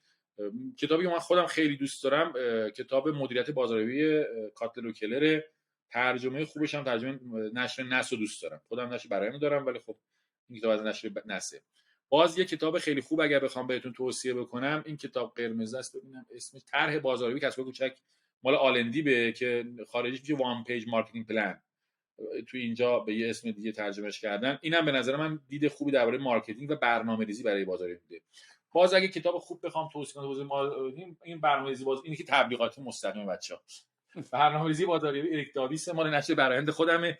اینم من خیلی دوست دارم چون عملیاتیه. یعنی کاملا نصف کتاب جدول صفحه سفیده که برنامه‌ات بنویسی. من اون مدلی که داری میخونی باید پیاده سازی هم بکنی عقیده دارم. فکر اگه بخوام توصیه کنم تو مارکتینگ ایناست. تو بازاریابی محتوایی هم حالا خیلی کتاب میشه معرفی کرد. تو سئو هم خیلی میشه معرفی کرد. ولی خب فکر کنم برنامه تو معرفی کتاب نیست. چرا توی کتاب خیلی بچه‌ها، یعنی انقدر لای صحبت‌ها گفته میشه که خیلی کتاب تا حالا معرفی کردیم ما به بچه‌ها. ما کتاب زیاد میتونم معرفی کنم، مثلا کتابای نشر آموخته، 3 تا کتاب درباره محتوا داره، یادم نیست اسمشون، این لامصب 2-3 ماه همیشه حافظه من برده، مال آموخته است، خلق محتوا، سبز و قرمز و آبی، خلاصه 3 تا کتاب بری پیداش می‌کنی، نشر آموخته 3 تا کتاب سبز مال محتواست. آره بازاریابی پر محتوای آرنا قلم با سجاد بهجتی، اونم خوبه در مورد محتوایی می‌خواید چیز بکنید. 2 تا کتاب خود ما تو نشر برآیند داریم، برنامه‌ریزی بازاریابی محتوایی، برنامه بازاریابی محتوایی 1 ساعته و الی آخر که کمک بازاریابی. باز یک کتاب درباره اصول تولید محتوای متنی داریم، مال نیما شفیع زاده است، اونم خوبه. تو حوزه سئو خود ما سئو 2022 رو داریم و یک کتاب خوب بازاریابی دیجیتال داشتم من، بذار ببینم پیداش میکنم، اسم رو یادم میره دیگه متاسفانه. آها اینا پیدا کردم، قدرت محتوا، خلق محتوا. آره این 3 تا کتابه. آره حالا تو حوزه دیجیتال مارکتینگ اگر باز بخوام اسم بیارم از کتاب‌های خوب، کمپین های بازاریابی دیجیتال مال ادیبان روز، اون کمپین بازاریابی دیجیتال اونم من سعی می‌کنم همه اینا رو توی دیسکریپشن بنویسم. آره باز کتاب زیاد داریم خدا رو شکر تو حوزه دیجیتال، الان توی 3-4 سال اخیر کتابای خوب زیاد داره منتشر میشه. و فکر می‌کنی کدوم کمپانی رو دوست داری که یعنی کدوم استارتاپ رو دوست داری، حالا هم ایرانی هم خارجی، که دیجیتال مارکتینگشون رو مثلا از هر نظر، یعنی اصلا کلا از نظر برندینگ، از نظر دیجیتال مارکتینگ، از نظر هر چی، هم تو ایران هم، یعنی 2 تا کمپانی که تو ایرانی که دوست داری، یکی بیرون دوست داری، کدوم میتونه باشه؟ داخل ایران با تپسی حال میکنم راستش بخوای، تپسی تو سوشال حتی تا قبل از این 3 ماه دیگه میدونی الان یه خورده فاصله گرفتم کلا، یه خورده از روحی حوصله توییتر، لینکدین دیدن اصلا ندارم، تحملش ندارم و یه خورده فاصله دارم، ولی تپسی رو دوست داشتم، به نظرم تپسی خوب بود و خوشم می اومد. از خارجی هم اغلبشون ولی ماندی دات کام رو خیلی دوست داشتم، کمپینی که راه انداخت برای اینقدر که داره خرج میکنه ماندی دات کام، هر جا میری تبلیغ ماندی دات کام دیگه.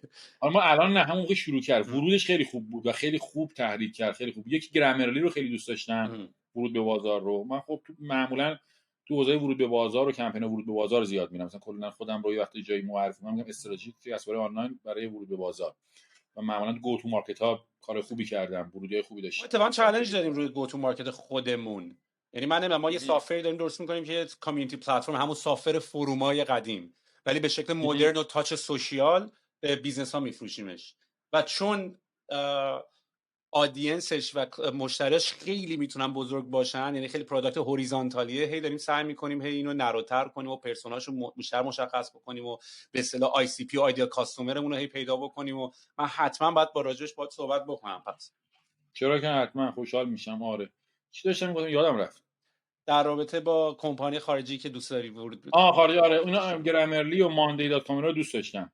آره عالیه. بازار خوب موفقی داشتن، آماراشون، کمپیناشون، اینا که بعدا من نگاه می‌کردم. آره ماندی دات کام من فکر نمی‌کردم اینقدر، مثلا ماندی دات کام، من ماندی دات کام رونیو رو من فکر می‌کردم اینا فقط دارن پول میپاشن، ولی دیدم مارکت خیلی گنده ای رو گرفتن. برگشت آره میگم یعنی میگم موفق بود، خاطر اینا خوشم میاد. 475 میلیون دلار، 53% رشد یر اوور یر داشتن، ولی خب واقعا به قول معروف قشنگ تونستن اسمشون رو جا بندازن. یعنی من یعنی حرفه‌ای کار کردن، واقعا حرفه‌ای بودن، به عنوان کسی که تبلیغات حرفه‌ای بود، لندینگ‌ها حرفه‌ای بود، کال تو اکشن‌ها حرفه‌ای بود، چه می‌دونم اون ژرنی کاملا حرفه‌ای بود، من نگاه می‌کردم لذت می‌بردم ازش. الان توی ایران با یه کمپانی مثلا الان مثلا چیز شما با کمپانی خارجی بیشتر کار کنید داخلی، مثلا برای حال مثلا که لنگویج فارسی، مثلا چیزی برای لندینگ پیج مثلا آن باونس و اینا دارید؟ نه ما بیشتر ایرانی کار می‌کنیم، ما اینجا لندین و لندیکو داریم مثلا. آره چون ما خودمونم الان این چالش رو داریم و مثلا داریم سعی میکنیم که ببینیم این توی هیته تیم مارکتینگ میفته که یا توی هیته تیم دیزاین اون میفته، یا یعنی توی این پخش کردن تسکا، چون همه برای وصلن دیگه، برای تیم مارکتینگ نیاز به تیم پروداکت داره تا بتونه با اینا کار بکنه، تا اینکه خودش خیلی استندالون بتونه این کار رو انجام بده. من اتفاقا دوست دارم یه پادکست دیگه حالا با هم داشته باشیم، چون حالا توی این پادکست خیلی کلیتی راجع به موضوع مختلف و پراکنده راجع به هر چیزی تاچ کردیم که ما آشنا باشیم. کلا توی این پادکستی که داریم ما آدما چند بار میان، یعنی هی با هم شروع میکنیم راجع به موضوعات مختلف صحبت کردن. بریم برای تولزا صحبت کنیم. آره راجع به تولزا و گو تو مارکت، و من اصلا پشن خودم هم راجع به تولزا صحبت کردنه و راجع به اصلا بیاید در مورد تولزا ایرانی صحبت کنیم. من اعتقاد دارم، میدونید فکر میکنم که یه مقدار اجحاف شده در حق تولزا ایرانی و بچه‌ای که تو ایران دارن کار میکنن. میدونی با همین کاسه زیر نیم کاسه است، با همین نمیدونم دستشون این از خودشون هم و الی آخر خیلی اتفاقی بدی به نظرم. درسته ممکنه بعضیشون هم دستشون باشه و الی آخر، ولی همینطوری نبودن. من اتفاقا امسال عید اومدم حدود 60 تا ابزار ایرانی رو معرفی کردم که پارسال خودم از این 60 تا استفاده کردم و کدوم خوب بود. حالا خاصی فایل صوتیشو برات میفرستم که مثلا فکر کنم جای کار داره که بشینیم این ابزاری رو که واقعا میتونه کمک بکنن و اینکه مرغ همسایه قاز نیست. واقعا خودمون هم من موقعی که اومدم اینجا فهمیدم ایران چقدر بچه‌ها قوی بودن. آره بچه قوی داریم، نه خدا وکیلی بچه قوی داریم. مثلا من یه چیز دارم، حالا بعدن مثلا میزیتو، من ماندی کارتون دیدم، تسکولو رو دیدم، نمیدونم ترلو و الی آخر. به نظر من میزیتو یه سرگردن از همه‌شون سرتره. یعنی سرور سال بعد با چه قیمت گذاری، با 1.5 میلیون تومان در سال اصلا عددی نیست. میدونی تو به یه چیز فوق العاده اصل داری. یا مثلا وب متریکس، نه اینکه حالا گوگل آنالیتیکس باشه، ولی گوگل آنالیتیکس الان جی ای 4 رو زده. وب متریکس قبل از جی ای 4 فهمیده بود که گوگل آنالیتیکس پیچیده است و به درد مدیران نمیخوره و اومده بود سادهش.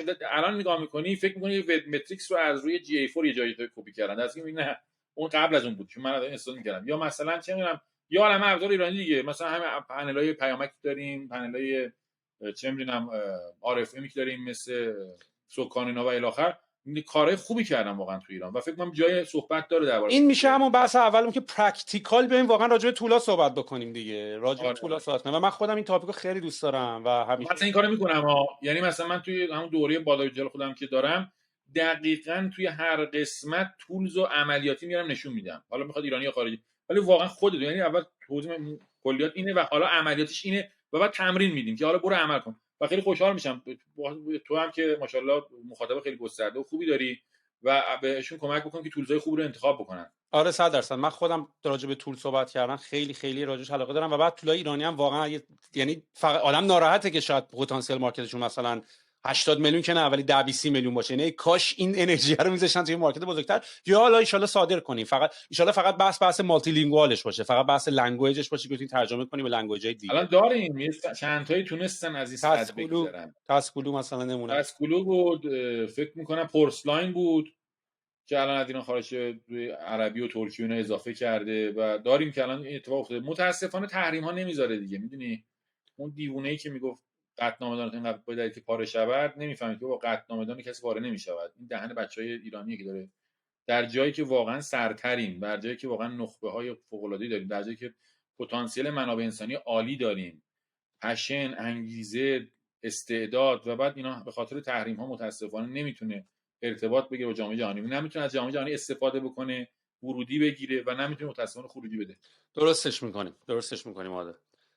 دمت گرم، خیلی خیلی حال کردم باهات صحبت کردم. خیلی خوشحالم که سالم و سر حال میبینمت و خیلی خوشحالم که دوباره برگشتی به کار و واقعا خیلی اکسایتدم تا راجع به اپیزودهای بعدی که می‌خوایم دوباره با هم درست کنیم و راجع به این تولا صحبت کنیم. فکر کنم راجع به خیلی موضوع باحال و خیلی طولای باحالی رو میتونیم بررسی بکنیم.